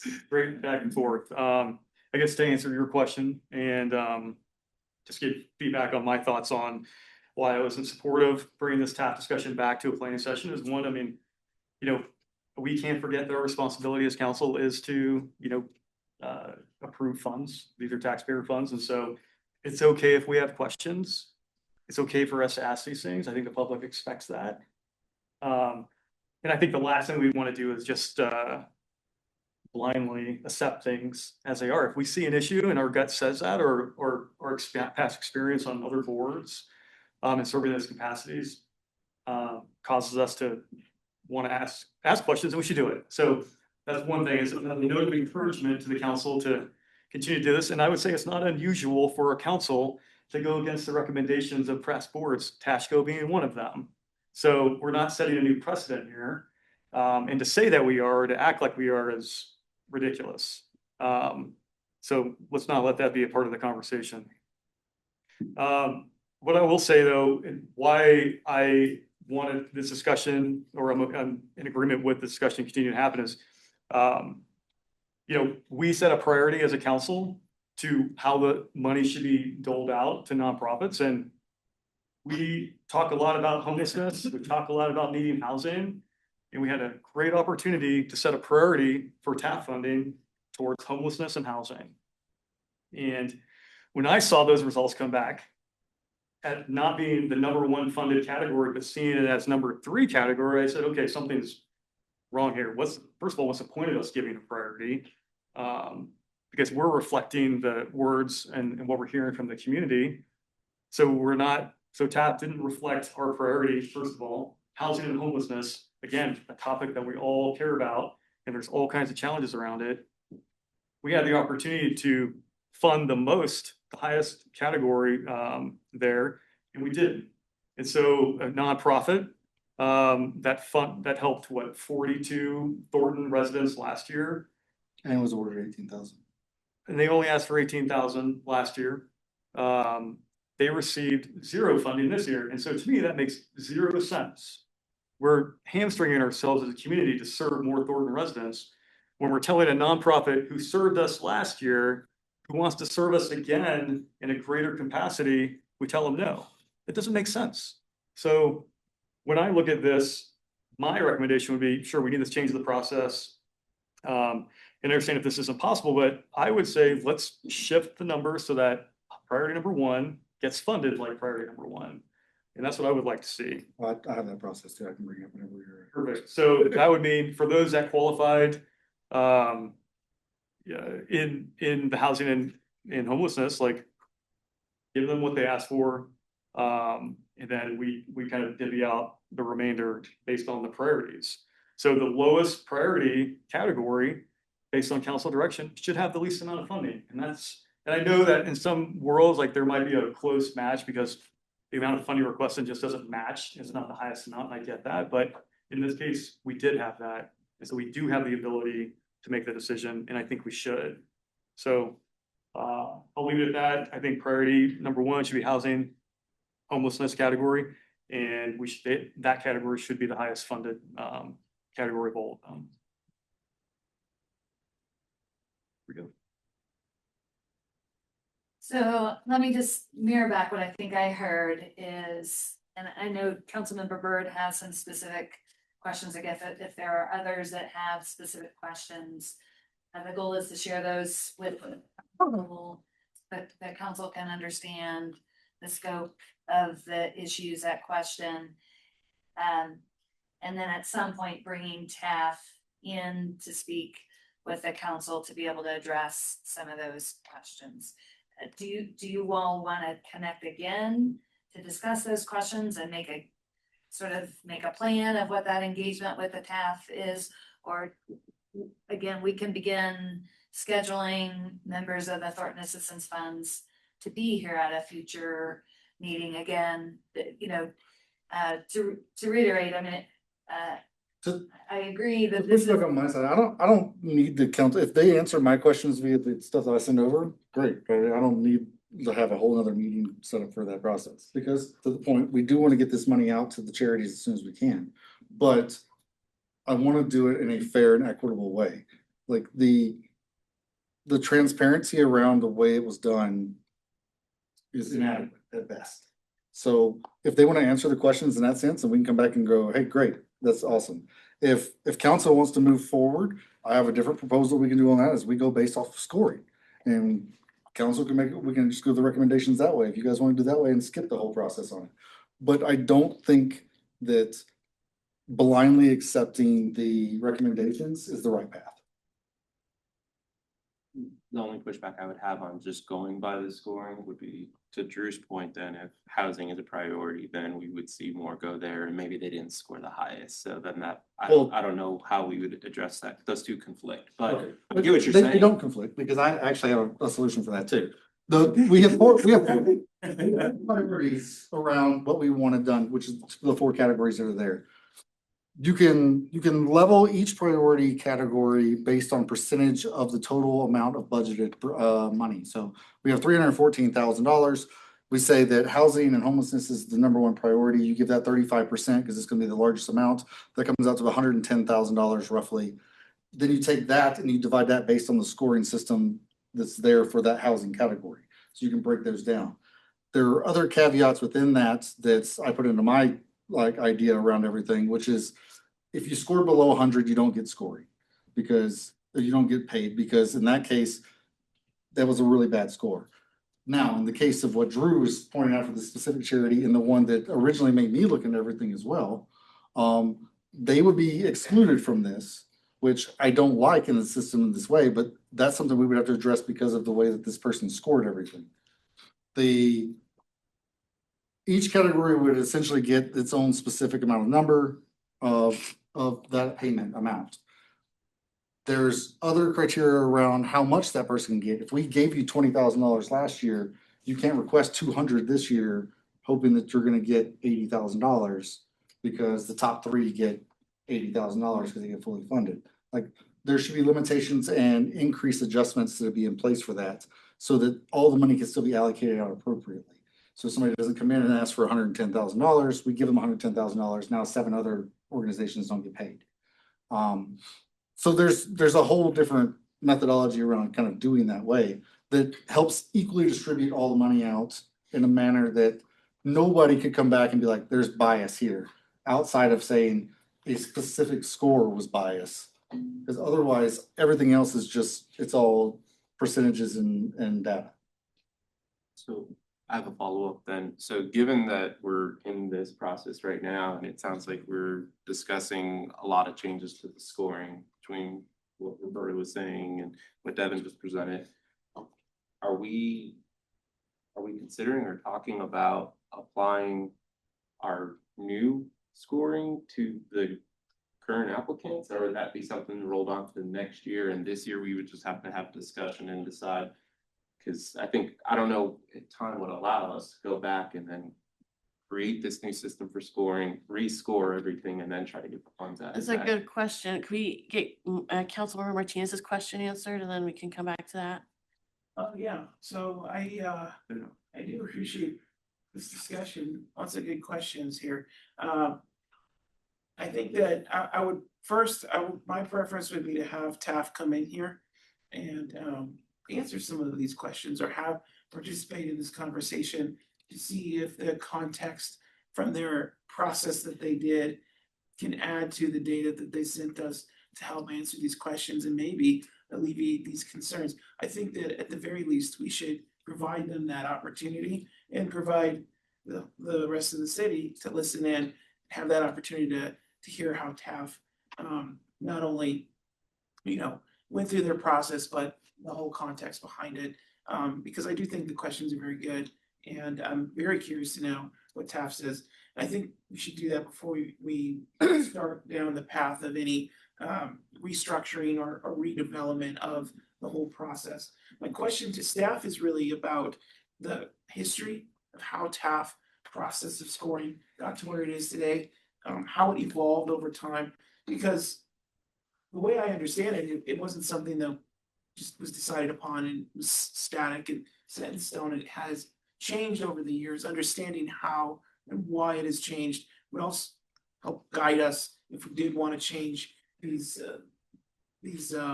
parameters. And that if we do feel like we're not satisfied with the answers that the TAF board gives us, that we could start, coming up with a methodical way that we could work together as a council, staff, and the TAF board to make the changes that would be necessary based on our concerns. I think that would be more inclusive. It would provide additional perspectives beyond the council, and it would also give staff more time to prepare and to put together all the different pieces, the historical contexts, and also the TAF's angle of the whole thing. I think that would give us a much more defensible and methodical approach to redoing the TAF procedure. I do have the concern of, holding up the funding awards in this cycle. And so I think before we make that decision, though, I think the right thing to do would be to get TAF in here to, attempt to answer some of the questions. And of course, I like the idea of sharing the questions around the council and maybe share them with TAF as well, so they can all get on the same page. And would just love to hear what they have to say. If we're gonna ask TAF to come in, I'm not gonna share the questions with TAF. Well, you Because, can share with the council then. well, that doesn't mean they're not gonna get it. I think that's not a fair assumption. You don't give somebody the test before you ask them the questions. I think that if they're gonna come in, then I wanna hear their actual raw responses, not something that they're preparing like we're not studying for a test. I want the raw, honest response when it happens. Well, that's fair enough. I think the key there is just having TAF come in, have the opportunity to answer the questions to the best that they can. And that would really help inform me on, what to do next, because this is their contextual, questions that they've had to make these decisions. Councilmember Salazar? I think that at this point that we should go ahead and offer the money, because there's a lot of people that are hurting. One of the things was the $5,000 for the daycare. I mean, that is a wraparound that's gonna create people to be homeless because they're not paying their daycare bills, so they can't have a job. I don't think that we should continually hold this up. I think it's a detriment to our people. I know that the people in South Thornton, they're hurting. They don't have salaries like you do. We hear about this every day about how they're hurting. We need to do something for them. I agree. Okay, so why are we holding it? Because And then my just other because question- somebody demanding money doesn't mean we just jump at the opportunity. There's other changes. The question is, hours were put into this decision. How many hours did TAF work on this? Yeah, we can try to get both some additional information about the process and the evolution of the process over time. To answer the question, it is a lengthy, it's a very big time commitment of the TAF process. And again, I don't want to represent their work on behalf. My best understanding, and I think it is an accurate statement, that there was scoring by individual. They broke into groups. It's a lot of applications to review. And so there were different teams that reviewed and scored different elements. I do believe that they recognized within their own conversations as they started to review variances across different allocations, because each member was using their own judgment to rank those. And I do think through sort of their anecdotal conversation, they tried to, I think, even the understanding of the comparative scores. And I think that's why their recommendation did deviate some from the raw scores. That's my best understanding, as through the conversation, they use the scoring as a guide, but then use collective discussion to try to do that. Again, I don't want to represent for the TAF that piece, but The TAF members do read the applications. They also hold interviews with the individual agencies to learn more about their operations and to address concerns. We can certainly try to characterize what the process has been over time to the degree that it's documented. I have a short window of my own experience of what that has looked like. Purposely, the council appointments have been staged so that there are experienced members of the TAF that continue each year. So there are returning members and new members in each evolution cycle.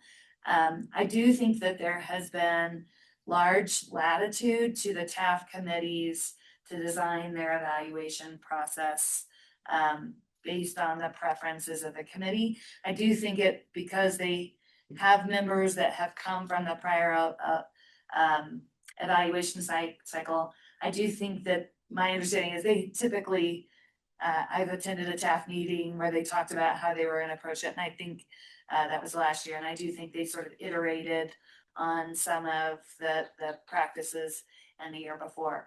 I do think I just want to reiterate, some of what I've heard in the conversation.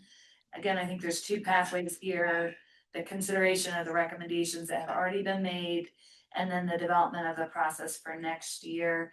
One of the things that I think I'm hearing from the is potentially sort of consensus direction to the staff. I do think it's been a relatively hands-off staff technical process.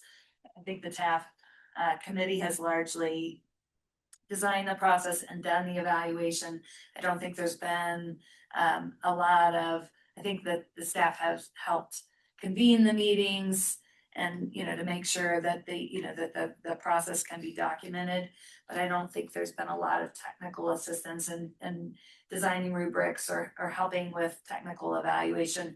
What I'm hearing from the council is that there'd be an openness and interest in looking at what that might look like to give some additional technical support to the TAF, potentially some more documented rubrics and criteria going forward. So I appreciate that clarity. I think that will help in the assessment that we're doing to make sure that we can anticipate and design a process for future years that do that.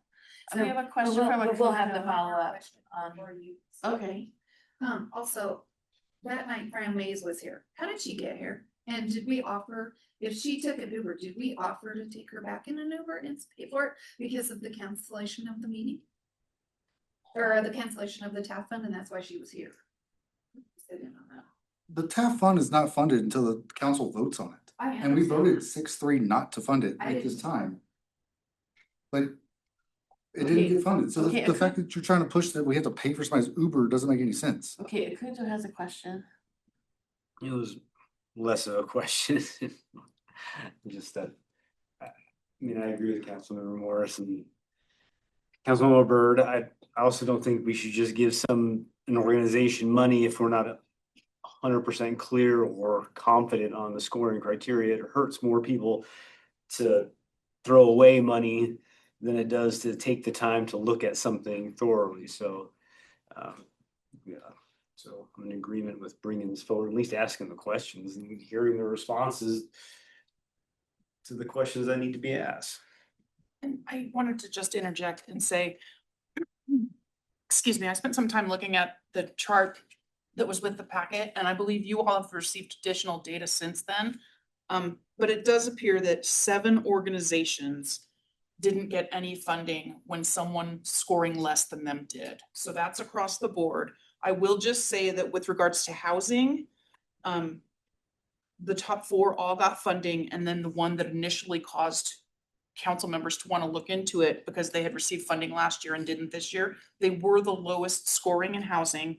And for health and medical, the top 3 received funding, but the 4th didn't. So I would encourage you to put whatever questions you feel comfortable giving to staff and to TAFC to prepare in advance. So like, for example, a question could be 7 organizations got funding when they were outscored by someone else. Why was that? And then they would have a chance to look into their notes, see why that was.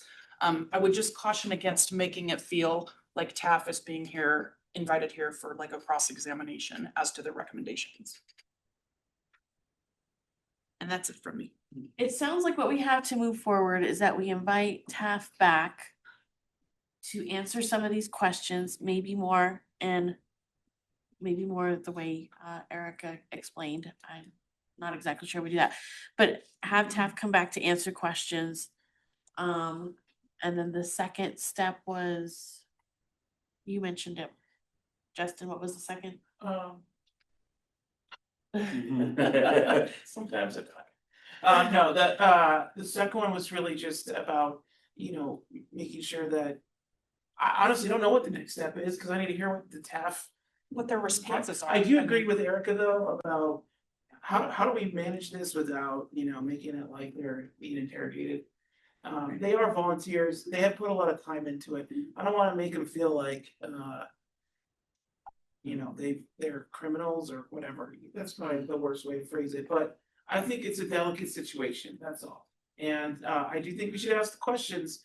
Well, I don't really know how we can do that or just something to be mindful of, I guess. I think what we could do as council is kind of help work with staff to create the parameters so that we don't have this happen in the future.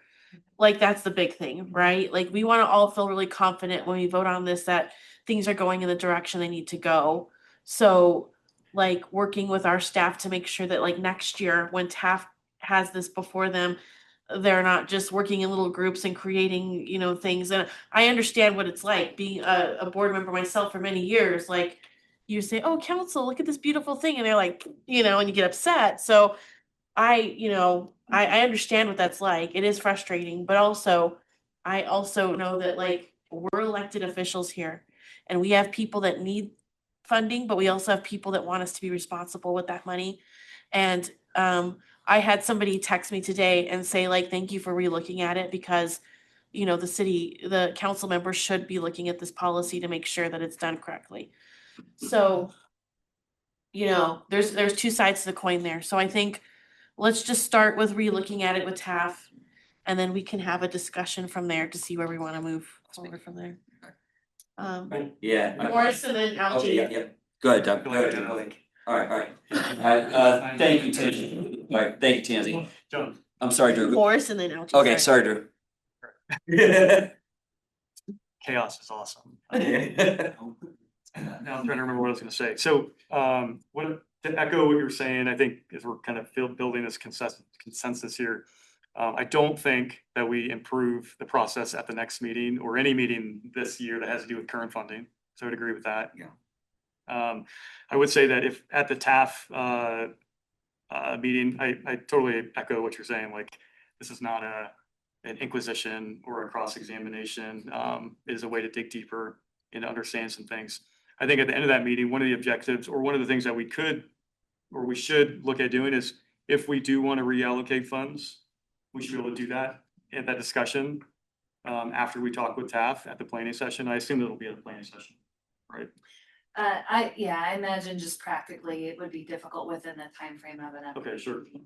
So we talk with them, we have the questions and conversation, and then we can determine like, okay, do we as a council want to reallocate funds based on what we learned, or do we want to keep it the same? And then at that next meeting, we can get it approved so that there's no more like lingering after that. Okay. There shouldn't be any lingering, we should just approve it. Okay, yeah, since I didn't say, I probably should make some comments too, and yeah, I mean, Devin, I do agree with quite a few of your points. But I also agree with Councilmember Martinez, we should bring TAF in here and be open-minded, but also not, rake them over the coals either, But with that being said, in the future, I think we do need to look at the criteria for TAF and what goes about it.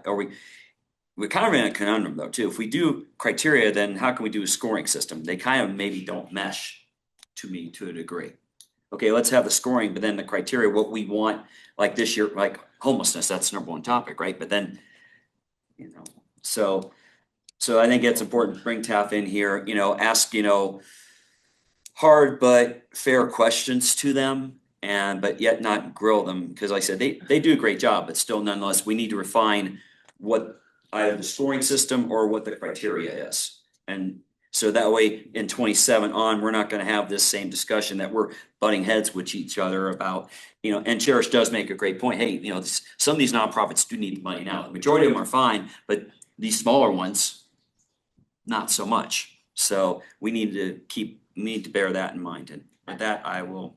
I do appreciate the compassion for the work that the Thornton Assistance Fund Committee does. It is very difficult work, and I do think to some degree, the more clarity they have, and they work on behalf of the council, the more clarity they have about the expectations from the council, and the more clarity staff have about the expectations, we can set them up for success going forward. So I do think it would be unfortunate that sort of expectations that were not articulated ahead of time to the committee, then that they feel sort of caught unaware that there's sort of a specific standard or expectation about the way that they were going to do the work that was not articulated before they did that work.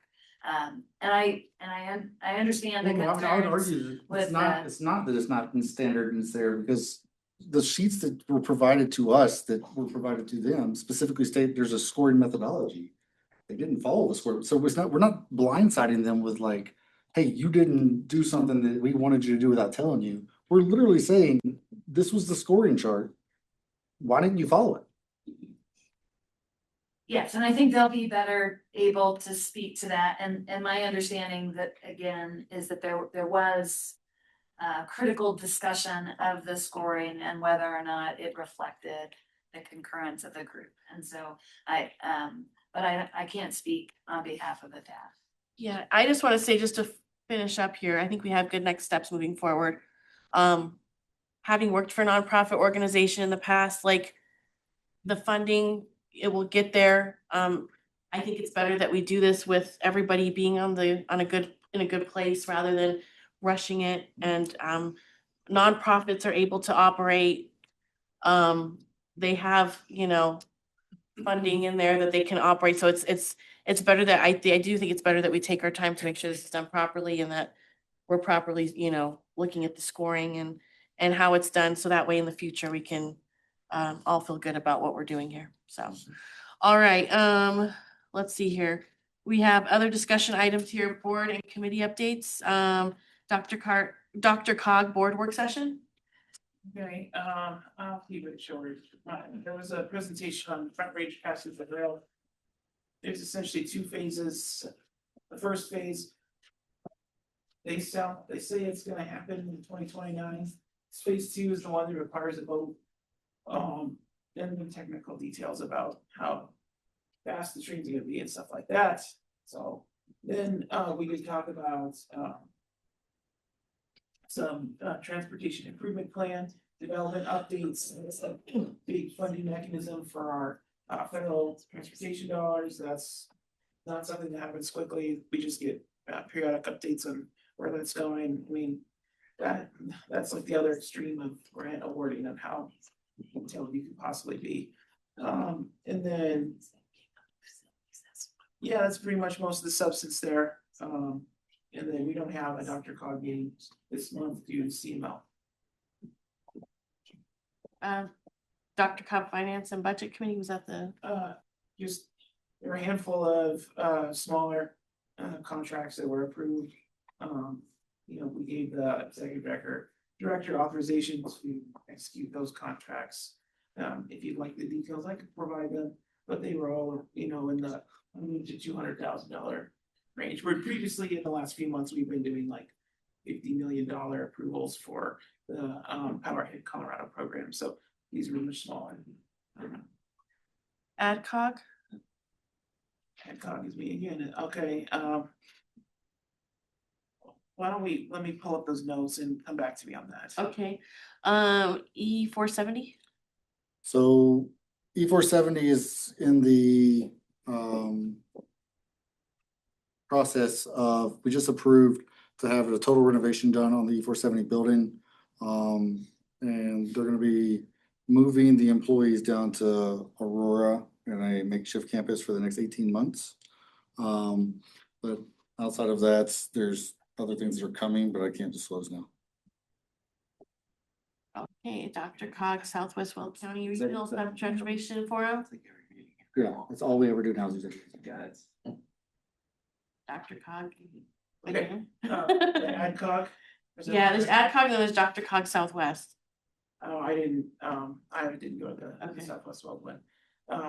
What the AdCog one was, just the meat of it was the Adams County Commissioners doing their inline advocacy. Have we all heard that yet? We've heard some of it.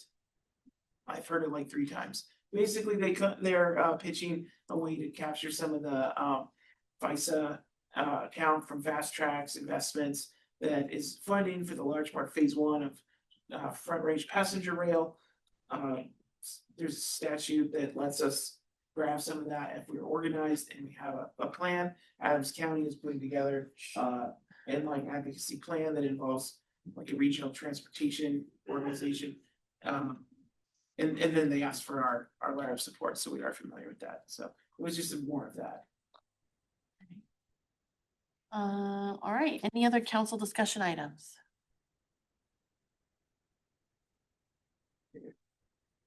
All right, well, we'll adjourn the meeting.